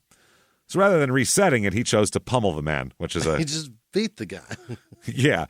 Meanwhile, Cliff Robinson was cited by Portland police for possession of marijuana. It's the third time this year that Trent has been accused of assault. He'll definitely get his own episode, by the way. We're going to talk I can't wait. Yeah. all about Gary Trent for sure, because that's a lot. They said that, some guy spent the night at his house. We'll go over it when he gets his own episode.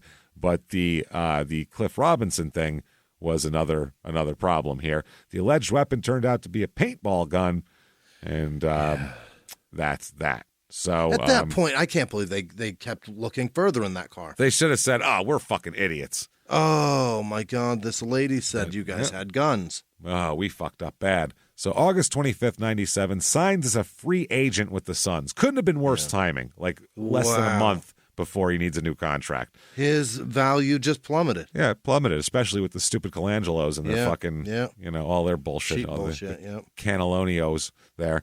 So 97, 98 Suns, 56 and 26. They were still decent for the next year or two. Yeah. This is a team in transition, by the way. You got Ced Sabalas, you got Rex Chapman, KJ still there, but also Jason Kidd. KJ and Jason Kidd on the same fucking team. That's what I mean. Know that. Yeah. Danny Manning on that team, George McLeod, Antonio McDyess, a young Steve Nash. You had fucking Kevin Johnson, Jason Kidd, and Steve Nash on the same squad. For what? That's crazy. Jesus Didn't they trade? Christ. Didn't they do the trade with Nash and Kidd? They traded to get because they were both at Dallas at one point too. The Suns drafted Nash. Yeah. But Kidd and Nash were both at Dallas at one point, too. Yeah. With Jamal Mashburn. Yes, they were. And then they went back. That's so weird. Dennis Scott was on this team. Remember, I forgot about Dennis Scott. I do remember that. So Hot Rod Williams was their center. Yeah. And him, and remember Horatio Lamas? No. No? He was a fat Mexican guy. That's exactly I assumed. He was a fat guy from Mexico that went to Grand Canyon University. Really? So he was like a local guy, and he played like 2 minutes a game in garbage time. And when he'd come in, the entire upper deck would erupt in cheers. I swear, it was like fucking soccer chants would be going on. I swear you go, they go fucking crazy up there. It was hilarious. Good stuff there. Yeah. So that year, Cliffy, 14.2 points a game. He's down to 29.5 minutes because that's a stacked team, too. There's a lot going on that team here. But he's still a good player for Phoenix here. Makes $1 million that year for the Suns. He wanted $84 million. I think he got a bonus or something here, though. Now, 98-99 Phoenix, 27 and 23. That's the strike year. They lose to the Blazers. Fucking get swept by the Blazers there in the playoffs that year. And this year on this team, he ends up with 16.4 points per game, was 7th in the Defensive Player of the Year voting as well. Wow, that's not bad. Very good. Played in all 50 games and played some damn good defense. It's at this point here, I should mention, he has at least, and this is besides young Jessica, who we know isn't his, his own. Is it 6? His own little jizz snowmen. He has at least 7 children. 7. That we know of. Wow. That we can patch together. So that could be. We don't know if they're lying or not. How many of those are his? If they are, he'd just feel guilty anyway. There could be 5 more or 5 less. We have no idea. In the ballpark of 7. He's very guilty. What are you doing, Cliff? His son, Isaiah Robinson, played basketball for Jefferson High in Portland and the Houston Baptist Huskies for college. Okay, yeah. So not too bad there. He makes a kid who plays ball, makes $3.5 million this year for the Suns. So he definitely didn't get that giant contract he wanted. No, he didn't. No. And that really hurt him was that fucking one stupid arrest. 99, 2000, 53 and 29. This is the Danny Ainge, Scott Skiles team. They both coached. Remember with the was it Robert Ory throwing the towel in fucking Ainge's face and all that kind of shit. He had to go after that. So, Penny Hardaway on this team. They still had Kevin Johnson that late. What? They had. Doesn't he have kid touching to do? No shit. He's got a lot of mayoral kid touching to work on there. Sean Marion's rookie year. This is when they got Luke Longley, Oliver Miller on this team, Rodney Rogers. They hung on to Oliver Miller for 10 fucking years almost? Seventh season he's in this Good year. Lord. They had Penny Hardaway, Kevin Johnson, Jason Kidd all on the same team this year. Why? I don't What the know. fuck is happening? That's wild. This is when Penny was like, his career was basically it was not fucked because he hurt himself. He was so great before. Oh, this is when they signed Gugliotta to that big deal. Ugh. Dude, I saw him last week. Thank God he looks like shit. I hope so. He does. He looks so bad. He looks 100 years old. He deserves it with all that money. Hopefully it's like he's some probably sort of worrying Greek about legend. how to and spend it. Yeah. It aged him. Yeah. I don't know how to spend all this money. It's killing me. What do I do? The weight of it just crushed his... Yeah. He probably feels bad for how big his bank account is. He's got to. And that's what's crushing him, is the regret that fucking Cliff Robinson doesn't have any money and he has all of it. He's got it all. I took all of Cliff Robinson's money. Feeling good. He comes up with January 17th, 2000. He has a career high this year. They say 11 years ago, Cliff Robinson wasn't drafted until the second round because of concerns about his attitude. That's how they start this out with. Oh, my God. Jason Kidd said it's not just on the offensive end. He plays both ends of the court. He's a warrior. He wants to go out and win every game. He makes my job a lot easier. He scores 50 in a game that day. Really? Yep, not too shabby. He said, I just think I'm confident about what I do. I've played against a lot of guys in the NBA. I know what I can do against certain guys. I think I've just kind of matured into the type of player that I am now, where I better understand where I can attack defenders. Who did drop 50 on? They dropped 50 on the Nuggets. Oh, no. Okay. Yeah, they were should be shitty at that point. On them. He became the oldest player in NBA history to get his first 50-point game. 38? 33 years old, 2 months. What? Oldest guy to have his first game. Because normally that's, you have a huge game when you're 23 or something. 26, Jordan and Kobe and those guys. He was, I believe, 8th in the Defensive Player of the Year voting. And so he was a great player that year. Just fucking really nasty. Only played... minute-wise, 35.5 minutes a game, but had 18.5 points, doing just fine, and making $6.125 million. Oh, shit. Not bad. 2000-2001 Suns. Scott Skiles coaching now. Yeah. Christ, now we got Vinny Del Negro, Corey Blunt, What? Tony Delk, Mario Ellie. Everybody else. Yeah, fucking... Elliot Perry, all the remember Sakalitis when they got him the center? Yeah. That didn't They work got out a very bunch well. of people from other teams. None of these guys are drafted. Nope. These are guys at the end. Yep, wow. This is when they were patching together guys' fourth best players and putting them on this team. But February 5th, 2001 is when he gets arrested. Oh. He gets arrested. He's the team's leading scorer at the time, by the way, Cliff is. He's arrested, charged with marijuana and drug paraphernalia possession and driving under the influence.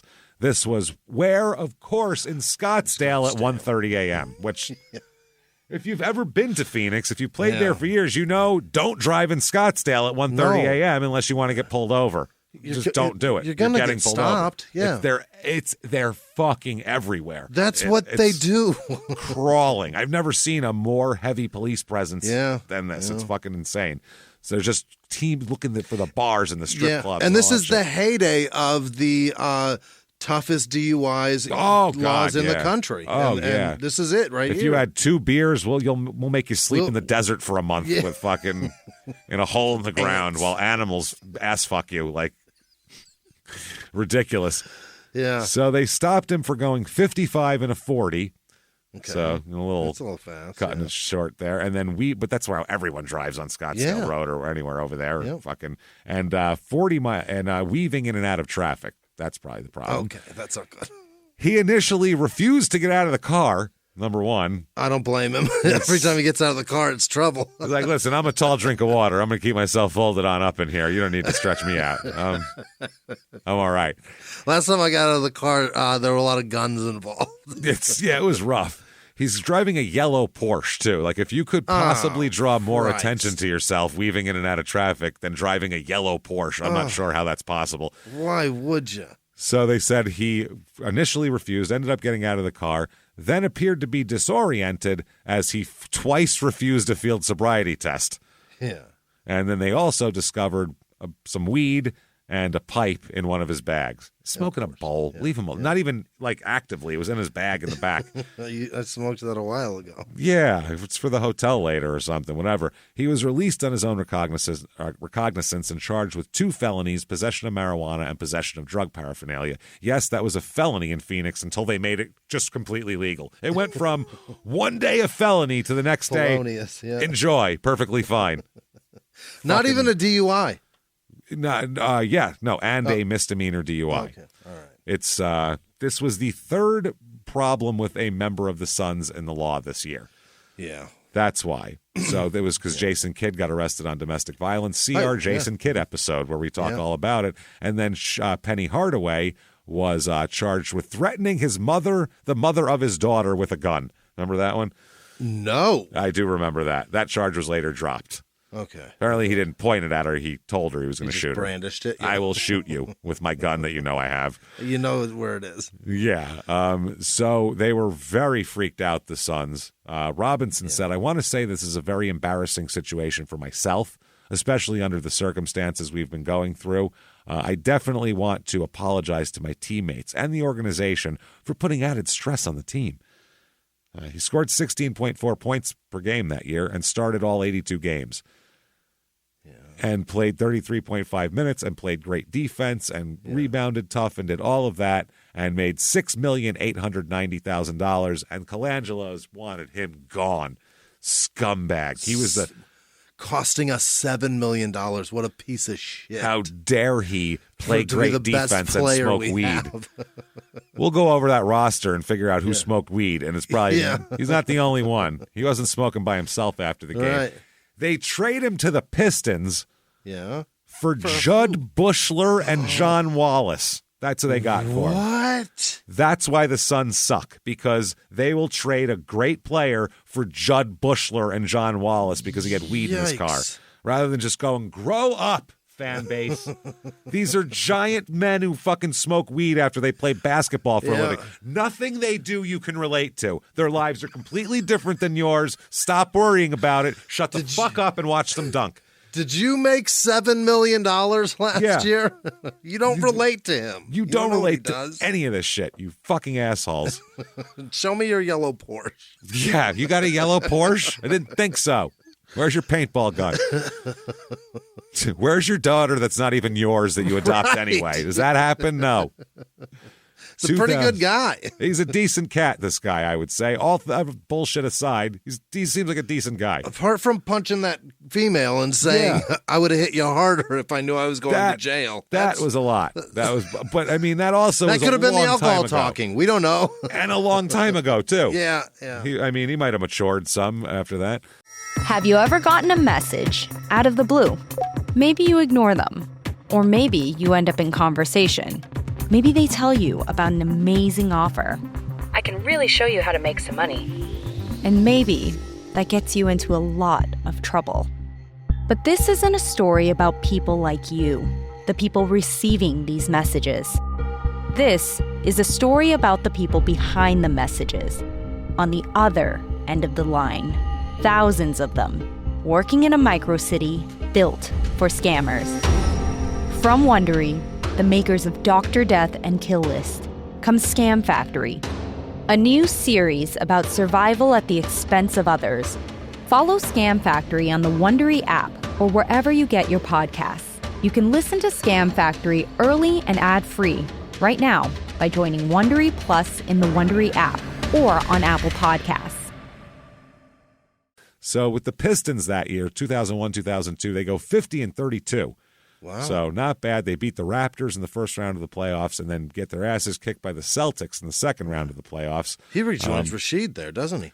On this team, we have Jerry Stackhouse, Corliss Williamson, Ben Wallace. Yeah. It's that team. Those early. No Rashid yet. No, Dana Barros, though. He gets back with That's him cool. again. Yeah. So there's that. He scores 14.6 points per game that year. Yeah. And but I mean, he's Cliff Robinson. He's doing exactly what you want him to do. Right. All the little things that guys don't do is what he does. Plays hard. He also makes $7,656,250 that year. He's done great. Not too, I would say, yeah. Jesus, he's made almost $50 million. Fuck yeah. July 11th, 2000, Cliff Robinson pleads guilty to misdemeanor marijuana possession. In Detroit? No, in Phoenix. Oh, in Phoenix, all right. Has to plead guilty to this. He's sentenced to, you, sir, may fuck off, 12 months probation. Okay. So they gave him a year of probation, which was the same as he got for punching a woman. Yeah. With a badge on. Yeah, punching a woman with a badge and a gun. Fucking ridiculous. And $750 fine and 24 hours of community service. Wow. And the possession of the drug paraphernalia charge was dropped because that's ridiculous. They said that his blood alcohol level was 0.146. Oh, he was pretty heavy. At that time, the DUI limit was 0.10 still in Arizona. Oh, really? That was 0.10. The extreme wasn't 0.15? No, a regular was 0.10. They didn't even have extreme yet. They didn't pass extreme until years later. That was a thing. Yeah. How about that? So he pleaded guilty to the drunken driving charge as well, and served 24 hours of jail time to do that. And that's to do alcohol counseling. So the next year, exact same record, 50-32 for the Pistons. Wow. This year they beat the Magic in the playoffs. They beat the Sixers in the playoffs. Then get swept by the Nets in the Eastern Conference Final. Really? They'll go on to get shit hammered by the Lakers with Kobe and fucking Shaq. So that was a sad deal. Richard Hamilton on the team now. Another UConn guy. Richard Hamilton, Danny Manning's on this team. Tayshaun Prince. Very end, gotta be, right? For Danny? Yeah. Year 14 for Danny. Jesus Christ. It's 13 for Cliffy. Yeah. Yeah, you're not right. Getting up there. Mm-hmm. So this year, 12.2 points a game. So it's going down. He went all the way up to a peak, and then he started going down again. Yeah. So, but he's still, Cliff Robinson still fills in a lot. Yeah. $8,421,000 at that point. Holy shit. Then he's traded by the Pistons to Golden State at that point. It's Cliff and Pepe Sanchez. What? Yes, there was an NBA player named Pepe Sanchez, which I was unaware of, I'll be honest with you. Definitely didn't remember old Pepe out there. I think he was Speedy Gonzalez's other cousin, not Slowpoke Rodriguez. He was a different guy. For Bob Sura. Oh, yeah, the little guy. I forgot all about Bob Sura. He was so good. Yeah. September 21st, 2003, Cliffy gets married. It's about time. Jesus, Cliffy, you got 9 7 kids. This one's not even mine. I don't know. You got any kids? I'll adopt them. Fuck it. This is Heather Lufkins he marries here. Her parents are John and Gina Lufkins. This is like the marriage announcement of where are they from? I don't fucking know. It doesn't matter. They got married in Barbados. Jesus. So the bride wore a custom-made European gown of white silk and charmeuse flash chiffon. Who the fuck cares? Chamois. Okay. Chamois. I'll take your word for it. Jackson says, right? yeah. Chamois flash chiffon. Chamois. That's Michael's thing, and he grabs his dick. It's either him or RuPaul that says it, but somebody says it. One of them says it. I think it's chamois. Is it a chamois cloth? Is that what she's wearing? I think she's wearing a nice chamois. It's a nice chamois there. ShamWow. And then afterwards, if the car's wet, you can get it dry really quick with only one small towel. It's pretty amazing. It's the wedding night. You're going to need this chamois. You're going to need the old chamois there. She was actually given away by her father. That's nice. Oh, that's nice. Very nice. The reception was held in Detroit. Oh. Married in Barbados, and then in Detroit. Reception in Detroit. All right. Yeah, Flower Girls were the daughter of the bride and the daughter of the groom. So she has more kids. Let's add to this. Shit, yeah. And the ring bearer was Jalen Robinson, who is his son. Okay.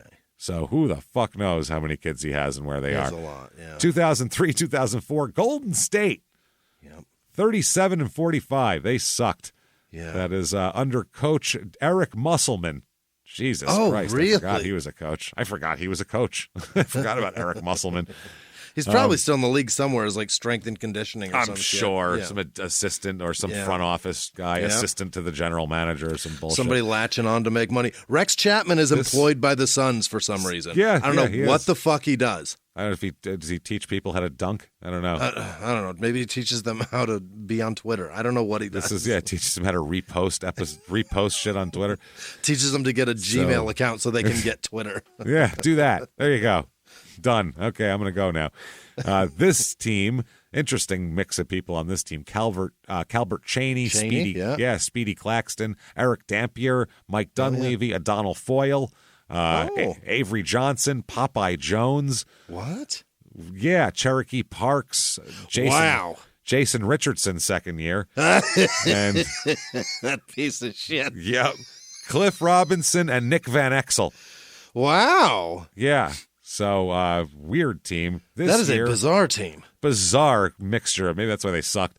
Only 11.8 points per game, but he's 8th in Defensive Player of the Year voting. So, really? Yeah. He plays in all 82 games, but they missed the playoffs. This is his first time in his career that he does not play in the playoffs.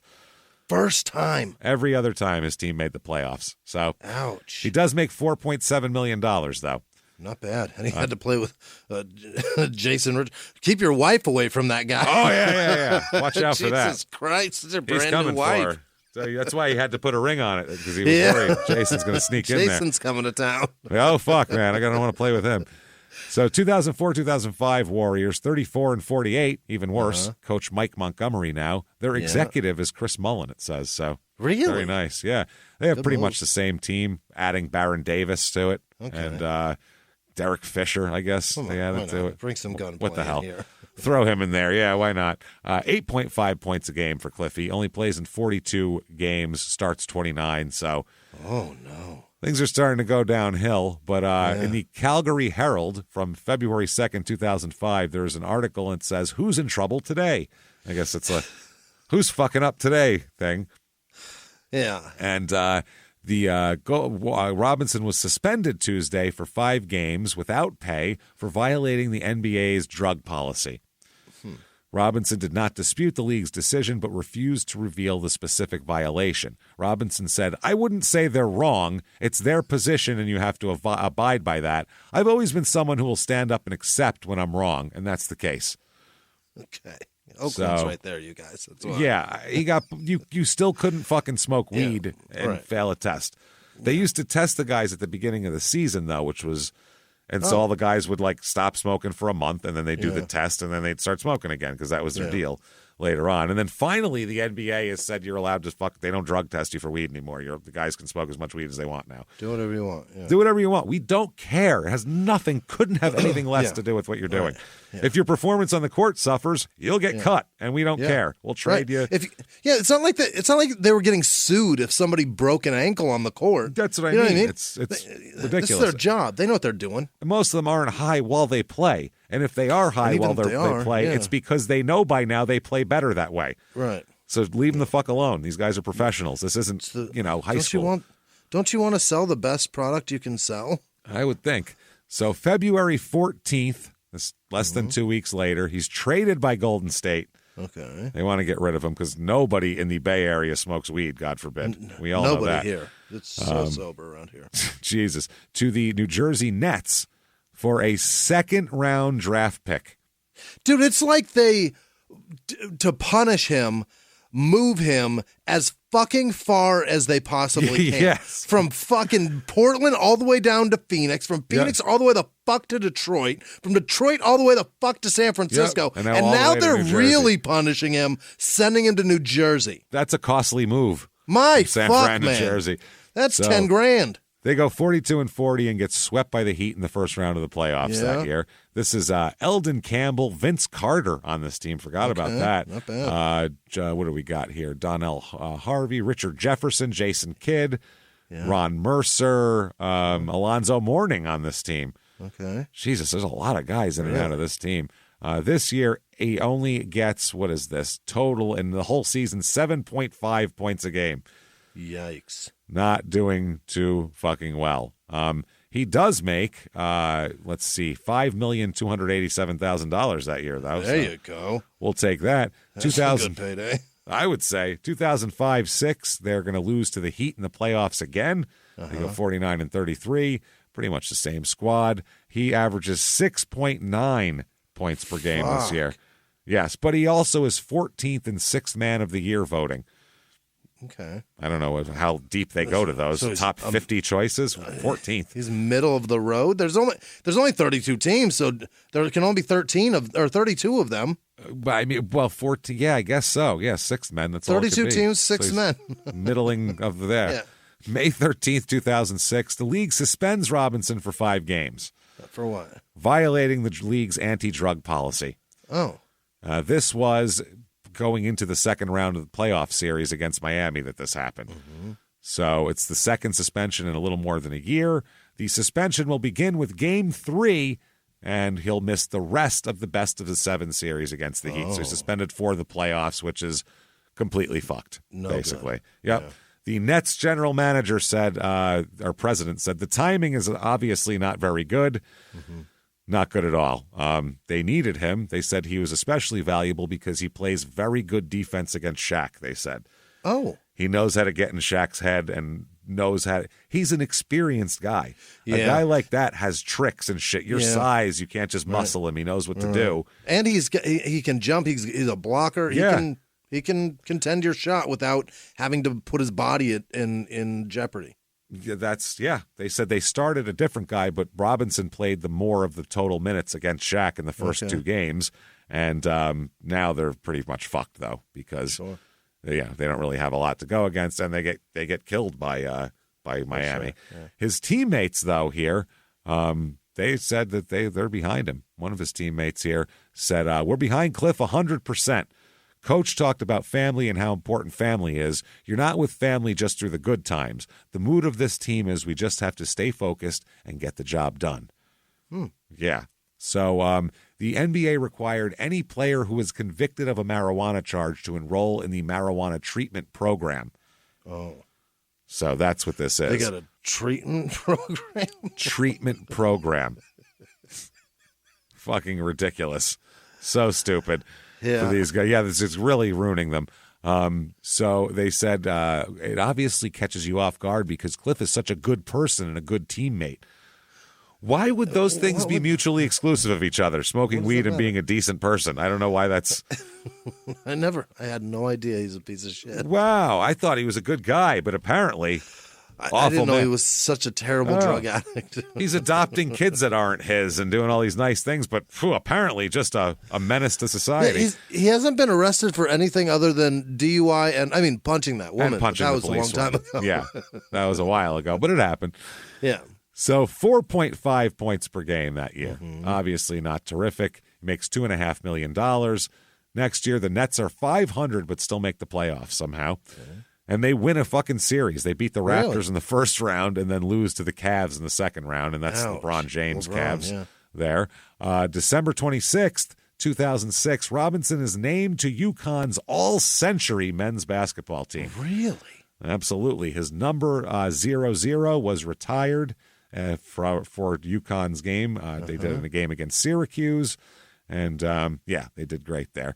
This year, he averages 4.1 points a game, and that is the end of his career. Yeah.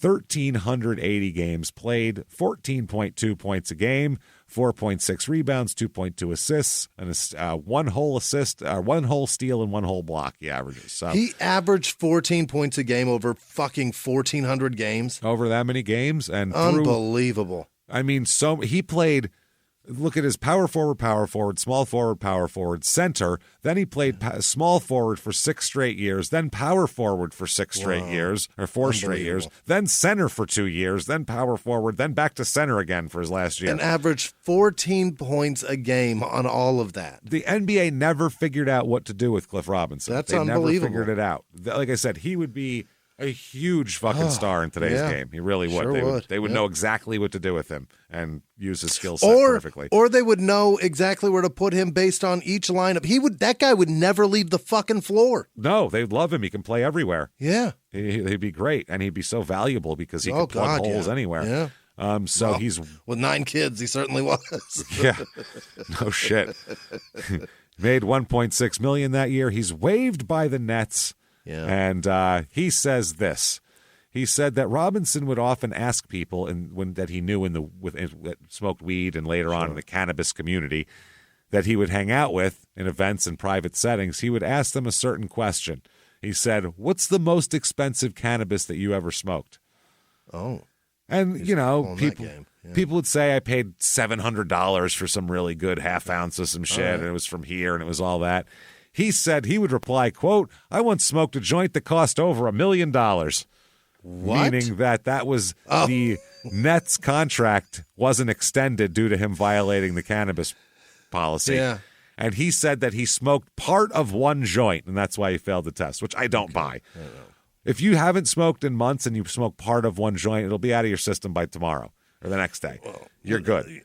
He smoked a joint that cost him $84 million. Yeah. Because that's why the Trailblazers got rid of him. He was smoking a joint. He smoked half a joint right before the test, probably, maybe. That's what happened there. So he is one of 7 players to record 1,300 steals and 1,300 block shots in their career. Is that right? The others are, listen to this list, Kevin Garnett, Julius Erving, Dr. J, Hakeem Olajuwon, David Robinson, Ben Wallace, and Bobby Jones. Who Hall the of Fame, fuck is Bobby Jones? He's, I think, an ABA guy, an old-timey guy. From 100 years ago. From the 60s. Wow. But otherwise, Hall of Fame, Hall of Fame, Hall of Fame, Hall of Fame, Hall of Fame. Pothead. All of them. Oh, God forbid. He smoked weed. All together. Cop puncher. Cop punching, weed smoking, some bitch. $61,579,625. He made $61 million. $61 million. Holy shit, Clifford. Which is still not as much as that one contract should have paid him. Right. The one that they said they agreed Yeah. to. So, yep, he's there's an article about him here in 2008, an article about former players who still live in Oregon. Because he still lives in Portland. What a big deal. So he said he loved it. He likes the climate, and he loves it. He says, I played for 8 years here. The fans were great to me, and I established a lot of good friendships over here. It's a nice place for my children to grow up. I love camping and doing the outdoor things here in Oregon. It's been kind of like the perfect fit. Camping? What fucking sleeping bag have you found that stows your big ass? 2 of them. He puts them... Just zips them together. I love it here. The cops hate me, but I love it here. He pulls the one down to his torso over the head. Yeah, the cops hate me. The SWAT team is known them. They were real nice to me. 2009, he declares bankruptcy. What? Bankruptcy. After 2009, he was invested in real estate. That was his big investment. Oh, no. Done. Bankruptcy. At the time of his bankruptcy, he listed assets of over $12 million and liabilities of just over $11 million. Fucked. Yeah. That's yeah. So they said in the end, it turned out he had a negative net worth of about $5.3 million there. Ouch. So not good at all. And he's having many problems. So I don't even know if he's got abandoned properties. He's sitting in a tent in Portland. He doesn't know what to do here. He's camping, man. Yeah, all of his shit's probably foreclosed. What's he going to do? He's just good thing he likes camping. That's a good place to do it. A real good, lots of trees, lots of forest. So I don't know. He's just sitting in a hotel room, maybe. He's got to get away from 7 kids. Until there's a knock on the door, Jimmy. Oh boy! And he opens the door, and oh my goodness, it's the Mexican pimp. There he is, guns blazing, 2 pistols pointed right at him, and it's not even a member of the Portland Police Department. It's shocking. And he says,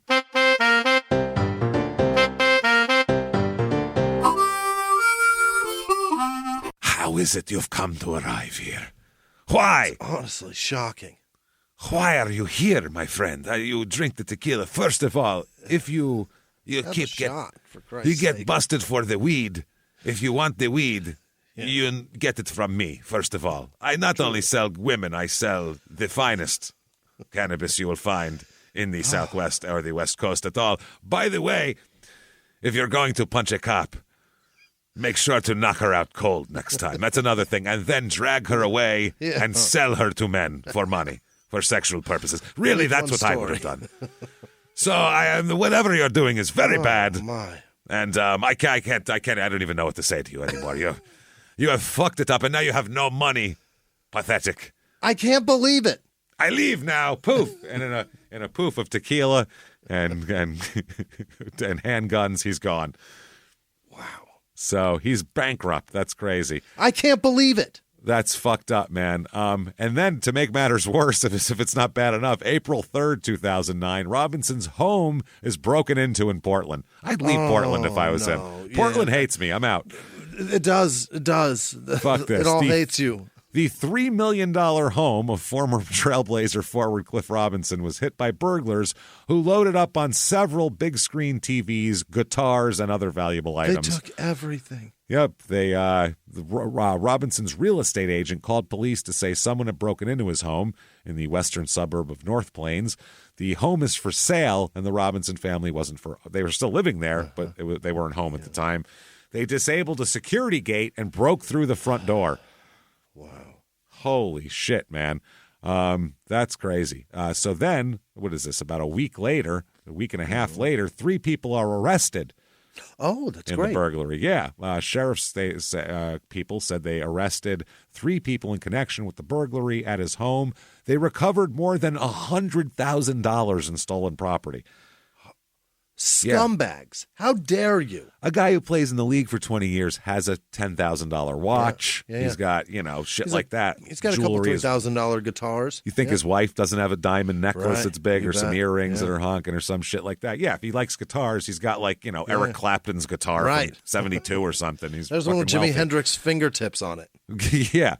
Aaron Gleghorn, Eric Young, and Emily Jane Cammett were arrested. Emily Jane. Why are you letting these guys drag you into this shit? They told her if you come over and prove you're not his daughter, he'll adopt you. And so she was like, okay. And then turns out, no, that's not what they were there for. He's just going to give you a bunch of money. Yeah, he'll just give it to you. He doesn't care. It's totally cool. You got to call yourself Emily Jane Robinson after that, but that's not a big deal. That's easy. They searched a residence, the police did, on Fifth Avenue in Vancouver and recovered 5 guitars, 2 off-road vehicles, and a motorcycle belonging to Robinson. Canadians did this? Yeah, apparently so. Or there's Vancouver, Washington, too. Yeah, there is. Yeah. Yeah, so maybe it's there. Yeah, Washington County. So it was, yep. Clark County, Washington County. Detectives then searched Gleghorn's residence at Northeast 8th Avenue, also in Vancouver, and recovered more stolen property, including custom-made bowling balls. Why would you take that? Stealing Cliffy's custom bowling balls? It's got his fucking name on it. Not to mention, if you're escaping with shit, I have these big, giant, heavy weight things. I'm just going to run with those. Pick something lighter and more valuable, you fucking idiot. Yeah, and something you can fucking move fast. You can't put that shit on eBay. Good Christ. Then a third location in Vancouver was searched after Gleghorn's arrest, and the additional off-road vehicle was recovered. They fucking took dirt bikes? Yeah, they took everything. How do you take off on a dirt bike carrying bowling balls? Wow. Jesus Christ. I know, on a dirt bike with bowling balls dragging behind you. Just married. They're just just making potholes. 3 cans and 2 bowling balls back there. That's what you got. Jesus Christ. Brat. One of the idiots was staying with his parents when this happened, and the parents said they had no idea that there was stolen property being stored behind their house. Mom, there's a dirt bike out there. Where do you think he got it? Jesus Christ, man. Cammett, Emily Jane, was arrested in Beaverton on charges of aggravated theft. She also faces charges from an unrelated incident and was booked into the Cliff County Jail. She's a bad bitch. 3 from her residence, 3 guitars, an amp, and an autographed 1994 NBA All-Star basketball were recovered from her residence.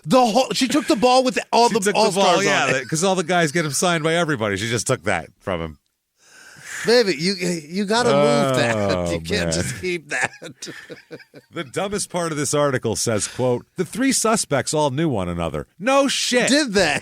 They didn't just, what are you doing here? What are you doing? I was breaking in too. You want to team up? Sure. I'm Emily Jane. Nice to meet you. 3 Spider-Men pointing at each other, robbing the joint. What the fuck are you talking about? Of course they knew each other. You didn't have to tell us that. That's unnecessary. Boy. Yeah, they said whoever broke in either brought a truck or made several trips because there's a lot of big shit.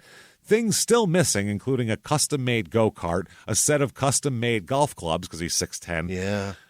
2 large Pioneer flat-screen televisions. They get sold for crack quickly. Yeah, those are going fast. Yep. They don't have a VIN on them, so those will go fast. Yep. 2 bass guitars, a white quad off-road vehicle, and a tall white mountain bike. All these are tall items, we can assume. So they get sentenced here. By the way, they said a $1,200 Gucci purse, dozens of designer shoes were taken, 5 bass guitars. What 3, how did they do? They show up with a fucking U-Haul? I guess they must have a big truck. My God. I mean, they took vehicles for Christ's sake. They're not driving away in 4-wheelers. No, down his fucking nice road, dragging golf clubs and bowling balls.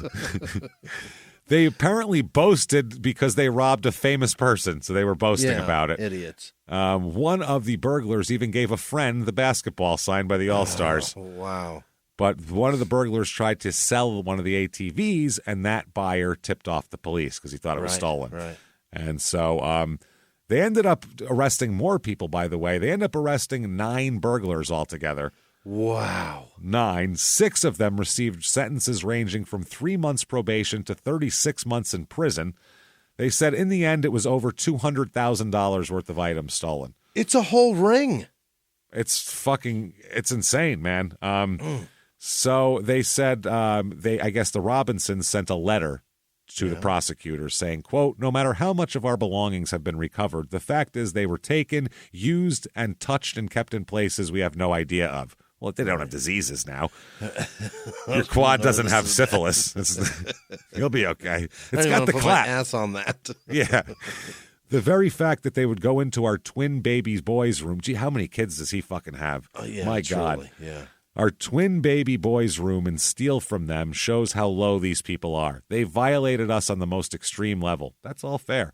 Altogether, Emily Jane Cammett, Eric Wayne Young, Donald Becken, Tabitha Hollisbaugh, Jesse Rain Shields, and Monica Ann Sutter were all sentenced. There's a lot of women in there. That's weird. Sentenced earlier in the month were Doria Nicole Watson, Donald Sean Beal, and Aaron J. Gleghorn.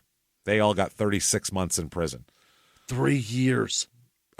She got Doria and Donald got 3 years and 2 months probation. Aaron Gleghorn got 36 months in prison. That's a lot. Yeah. That's quite a bit of there. So they all appeared in court and they're all going to jail. Robinson said, a once beautiful place to live and raise a family is now marked as a home robbed by criminals and unsafe to live.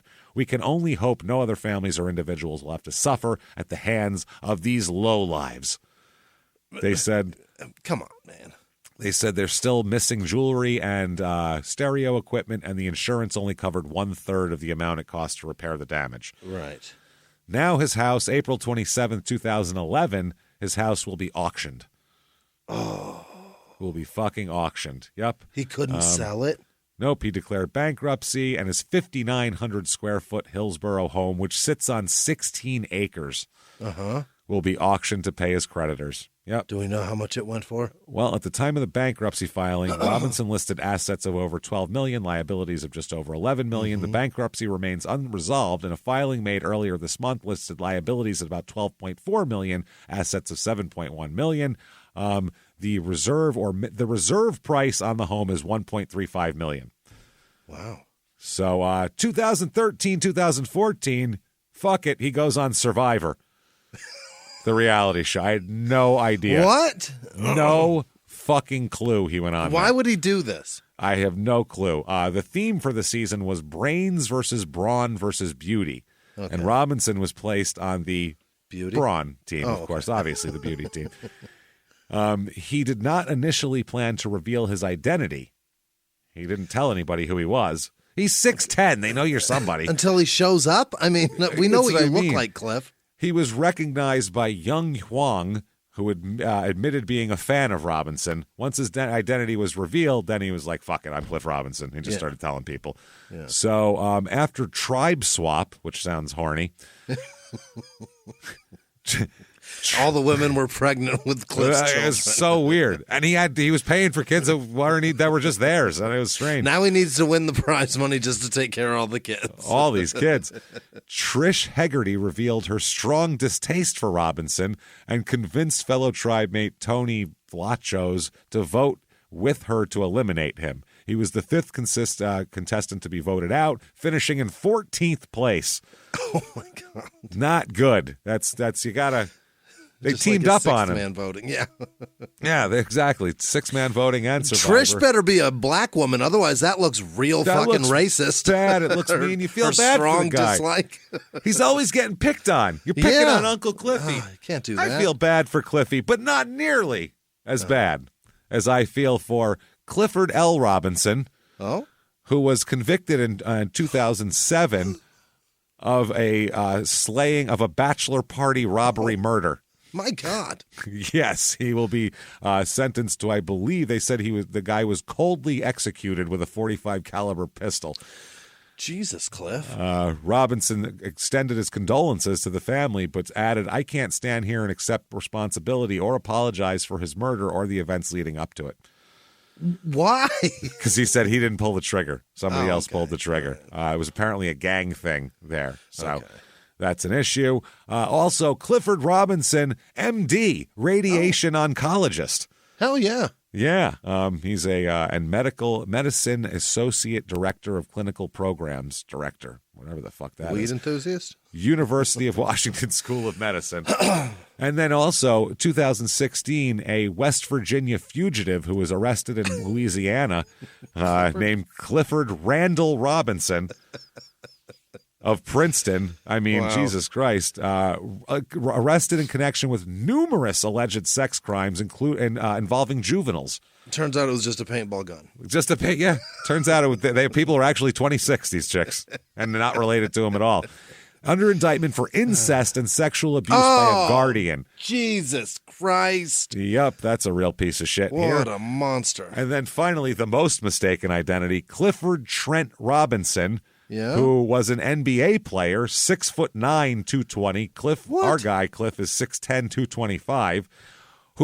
He was drafted in 1979 in the first round of the NBA draft and played all the way to 1994. Overlapped 5 years with this Cliff Robinson. Wow. Did they think it was him when he was up for draft? That's when did I get drafted again? What the fuck? I thought I was already drafted. So this guy, though, it's pretty crazy, though, that when he get arrested, people would call him and he'd be like, not me. Not me. Not this other time. guy. Yep.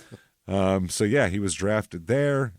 He's once had a 45-point game against Detroit, and he was a teenager at that point. He was the youngest player in the NBA 2 years running. That Cliff Robinson. Wow. Yep. He even had a good rookie season as a teenager, 13.6 points, 7.2 rebounds a game. And 45 points against Detroit are the most ever scored in an NBA game by a teenager. Today still? I think so, yeah. Wow. And then he was traded for Otis Birdsong, who's a very good fucking player, an excellent player. Unless LeBron scored 45 at some point. He may have. He might have, because he came in, he had a lot of time left as a teenager. Kobe was terrible his first couple of years. He sucked. Both, though? Kobe was bad his first couple of years. He was fucking firing up air balls all over the place and shit. He was just a mess. He could dunk, and he was but he was a kid. He wasn't any good. So 2014, he takes a trip to North Korea. Why? On a team assembled by Dennis Rodman as part of the basketball diplomacy effort here. Yeah. It was an exhibition match against the North Korean senior national basketball team to celebrate the birthday of Kim Jong-un. That's right. Who else went with them? Kenny Anderson, Vin Baker, Craig Hodges, Doug Christie, Sleepy Floyd, Charles D. Smith, and 4 street ballers, probably some and one guys or something. Right. I hope he smoked weed in North Korea. They got good weed in North Korea, I'll tell you that. He went over there with the intention of just meeting and connecting with the people. He didn't want to do any of the political side of the shit. He said he just wanted to see what was going on over there. He said most of the team was unaware that it was the leader's birthday and the game was a celebration of that. They thought they were just going to play basketball. He said, if we had more facts of this and that, of this, that, and the other to make better decisions, things might have been different. We might not have gone. Right. He said that they did. He thought he connected with the common people, but that got overshadowed by all the political crap that he wanted no part of. He said that he met Kim Jong-un very briefly and shook his hand, but most of the time was spent with the people helping show them around the country and with North Korean basketball players. Right. So yeah, he Robinson said that on the night that they had the drunken interview with Dennis Rodman on CNN, Robinson said they all spoke beforehand and were going to avoid discussing the political and just keep it about basketball. But then Rodman got worked up and went off the whole script, and Robinson said it made him uncomfortable. He wanted no part of the shit. October 24th, 2014, he is arrested, Cliff is. What? Multiple charges stemming from a suspected drunken driving stop. He was stopped by police after the Buffalo Bills home game against the Minnesota Vikings after he failed to use a designated merging lane and was found to be intoxicated.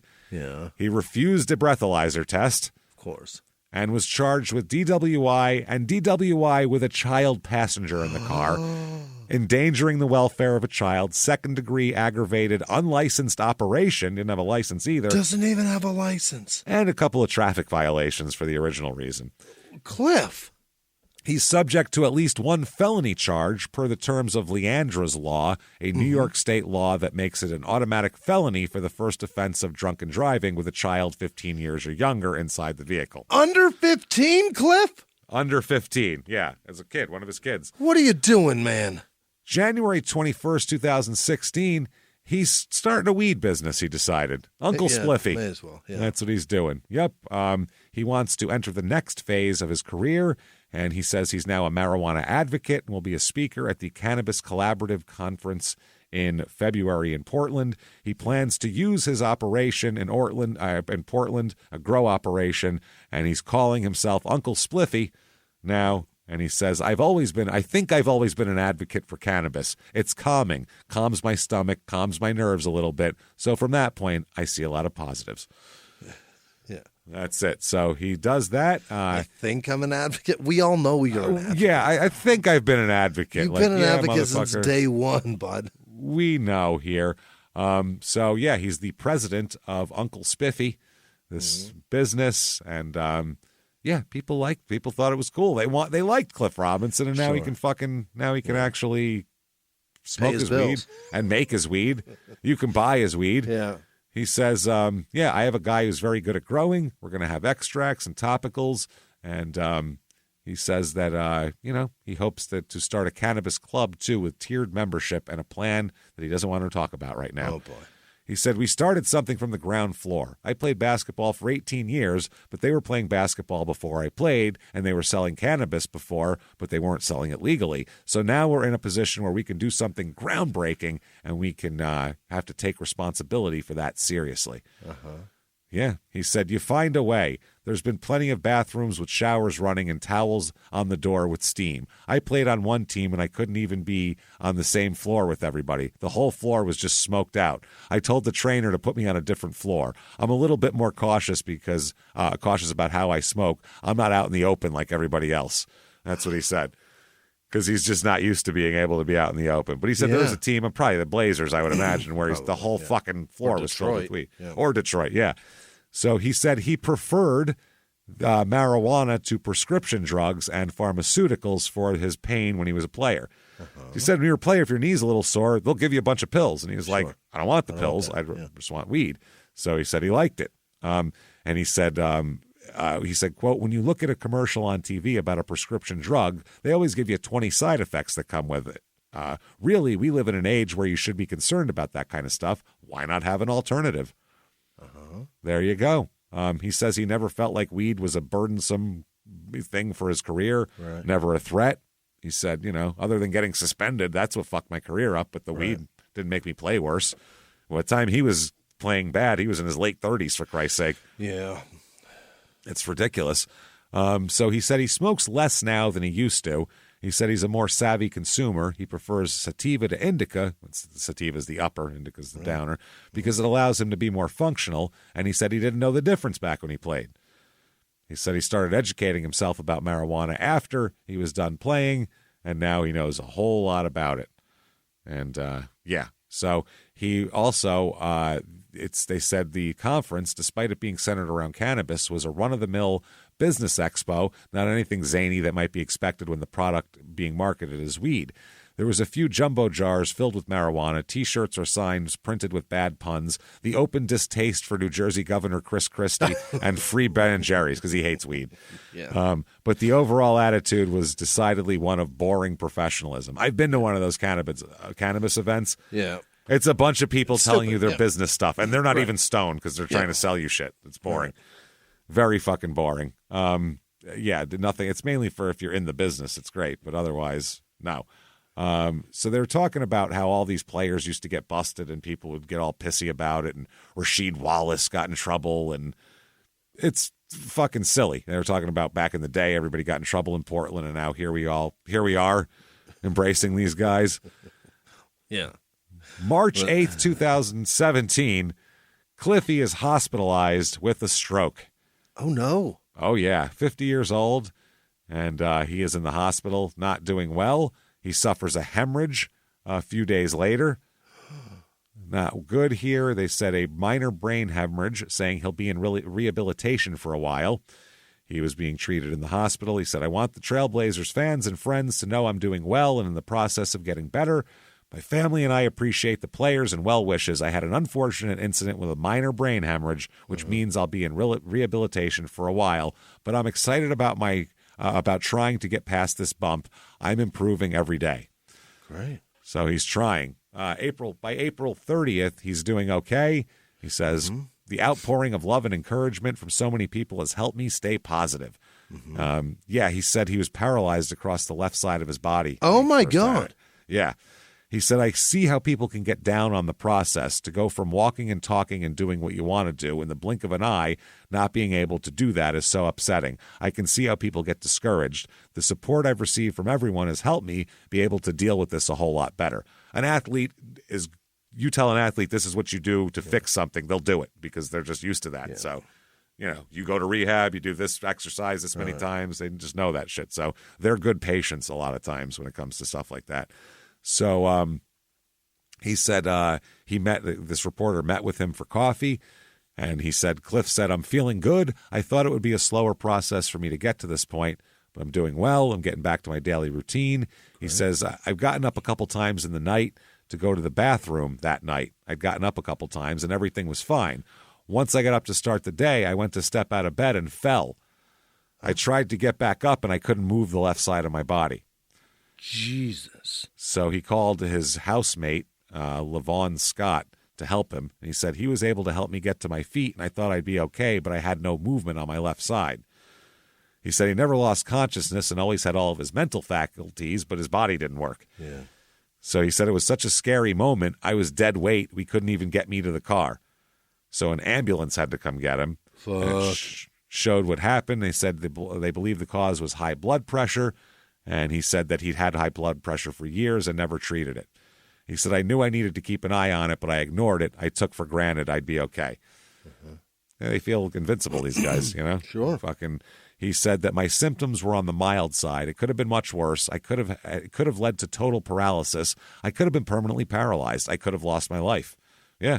He was in the hospital for a month. He said the first thing to come back was my arm, and then it's been a slow process down to the leg. He wears a brace on his leg to support it at this point. Shit. He said, I still can't lift my toes to keep them from dragging on the ground. I have about 60% back in my arm. I still have to get the strength back. I pretty much have the mobility back now. I'm still working on things like coordination with the hand.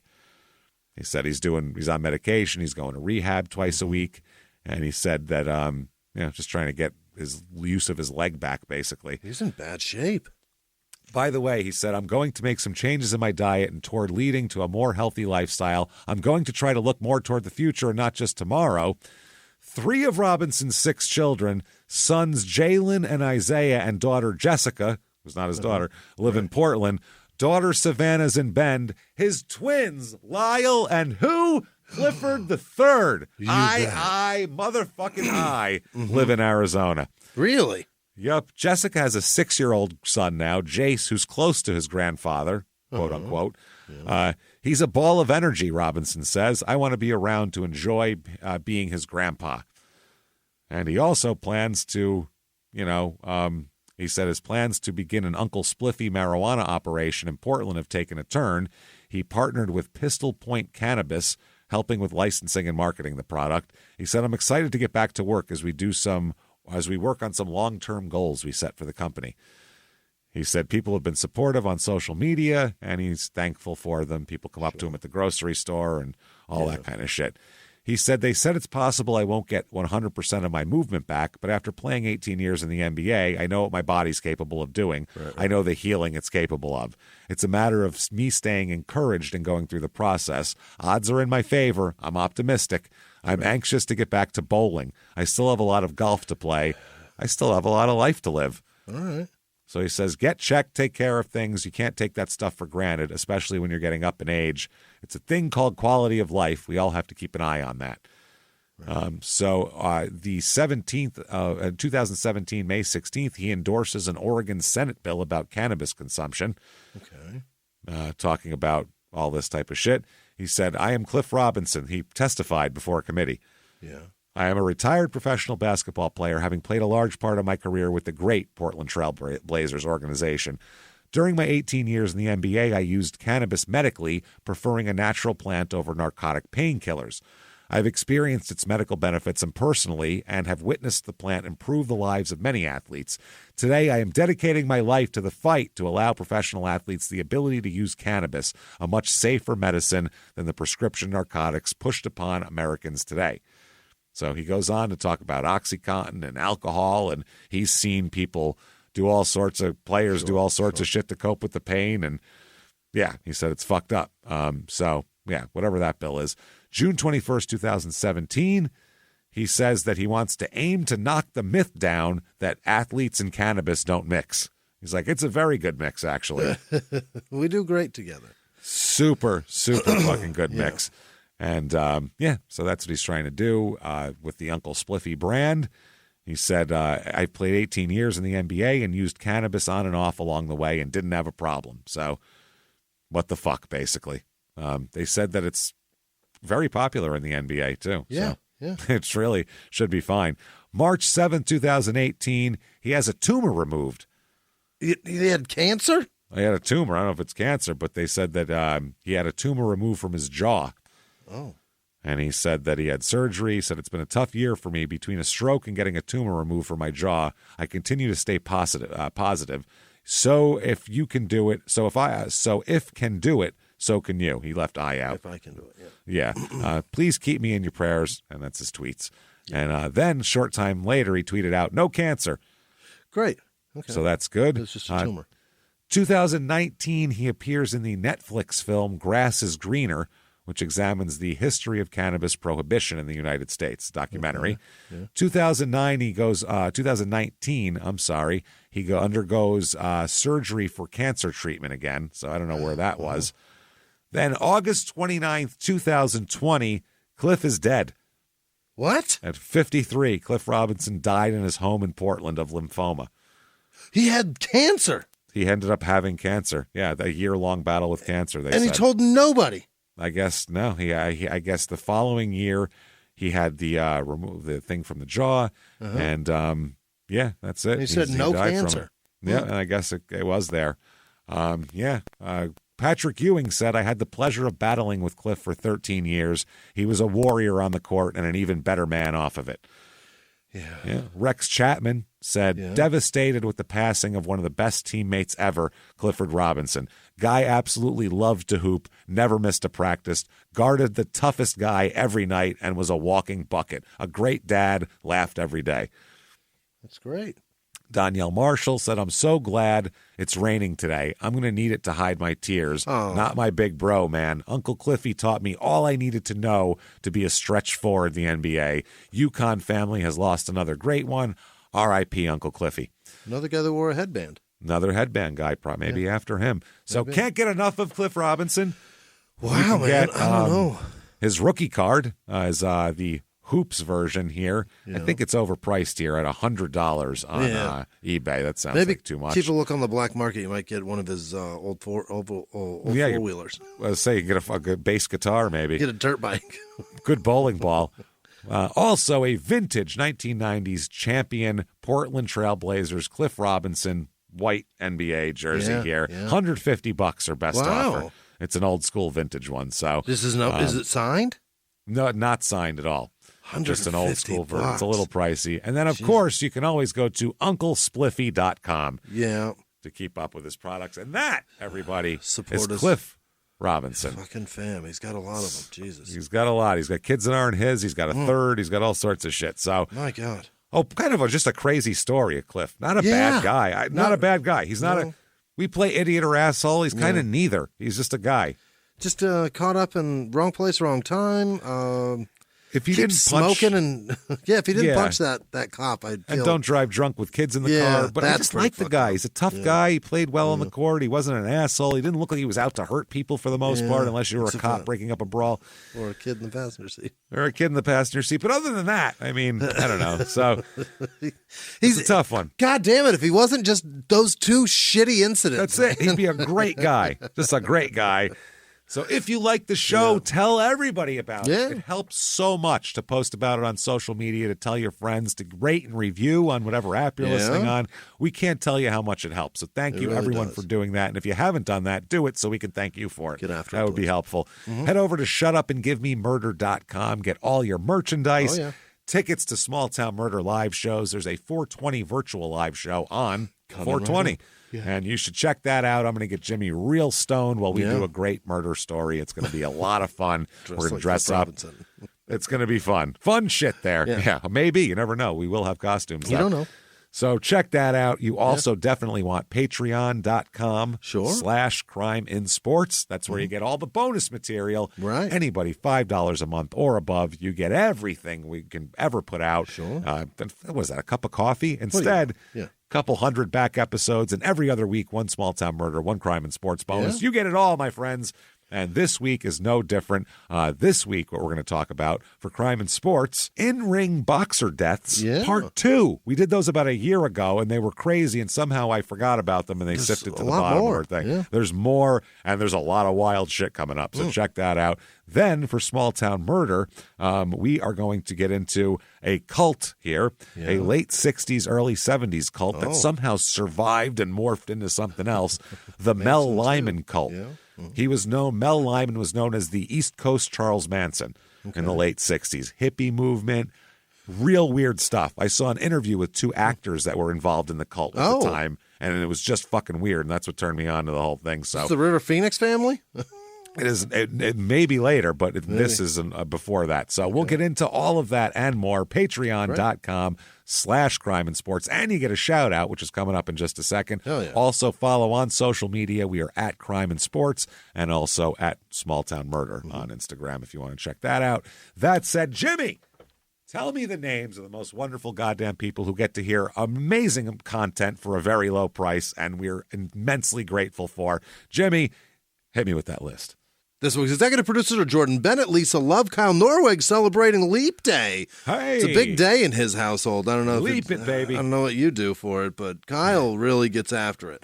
Douglas Chimerick also. Thank you all so much for everything you do. Other producers this week are Peyton Meadows, Stanislav Haristov, Mo Shroot, He's the co-owner of Schroot's Beet Farm, James. I don't know if you know that. Bigfoot researcher Bob Titmus. That's a real person.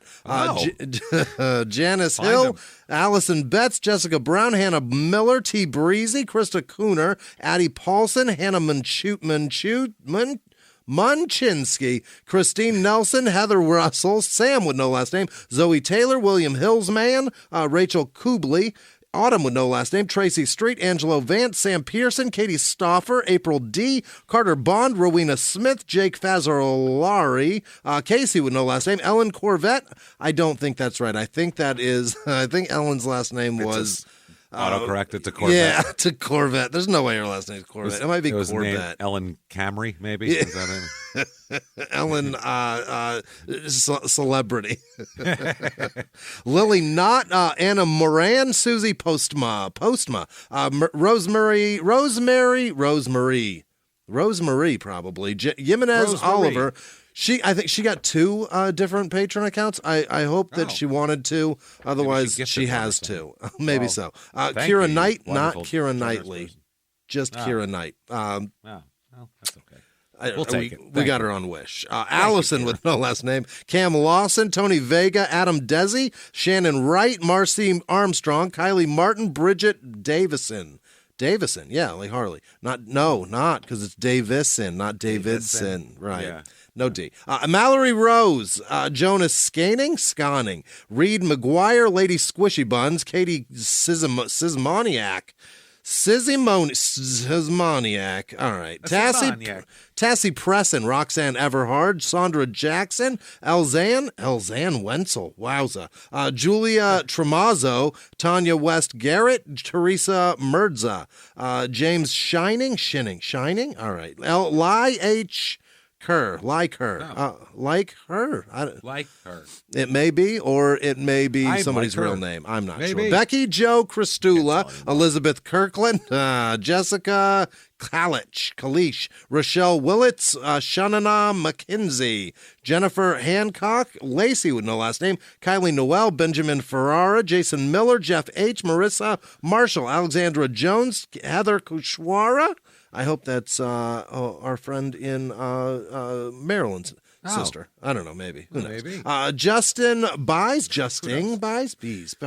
Renee T, John B, Michael Morris, Patricia Matthews, Jamie or Jaime with no last name, Helena Tricky, Jenny with no last name, Sue Ellen Berens, Linda Nolan, Zach with no last name, Libby with no last name, Kimberly Reynolds, Nathan Lee, Austin Bennett, Sarah Tsuchalamana, Chatalamona, Tuscan.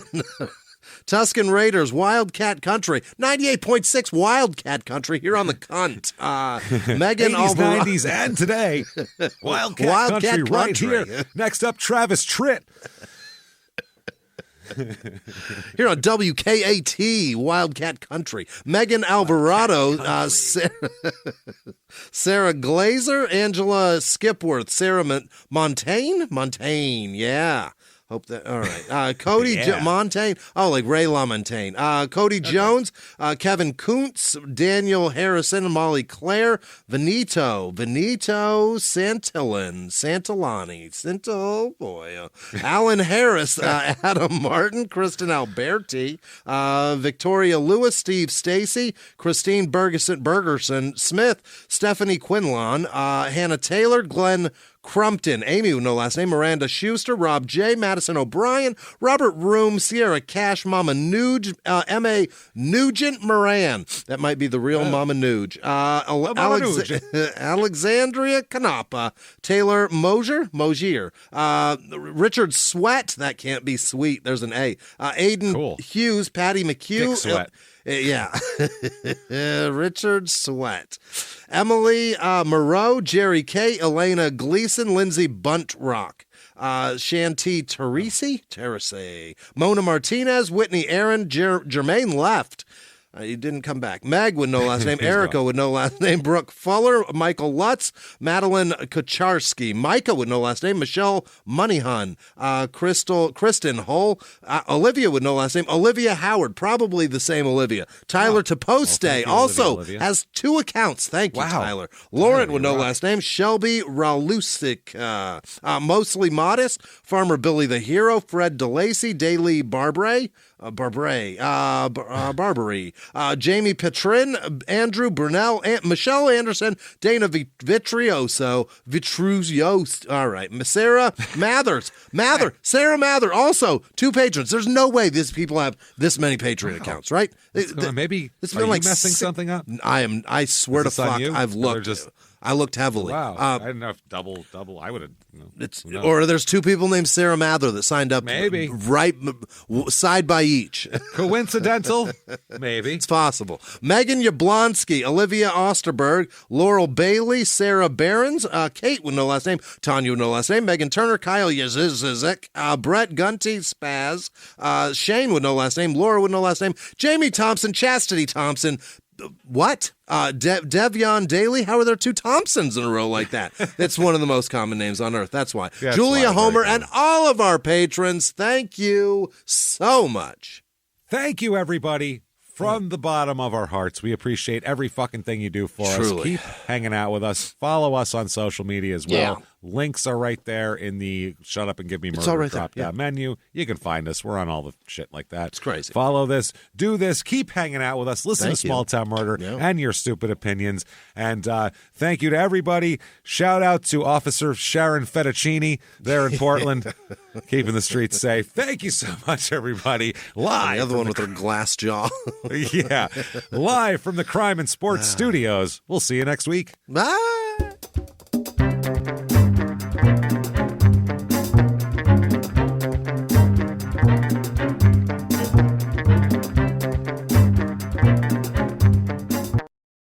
If you like Crime and Sports, you can listen early and ad-free now by joining Wondery Plus in the Wondery app or on Apple Podcasts. Prime members can listen early and ad-free on Amazon Music. Before you go, tell us about yourself by filling out a short survey at Wondery.com/survey.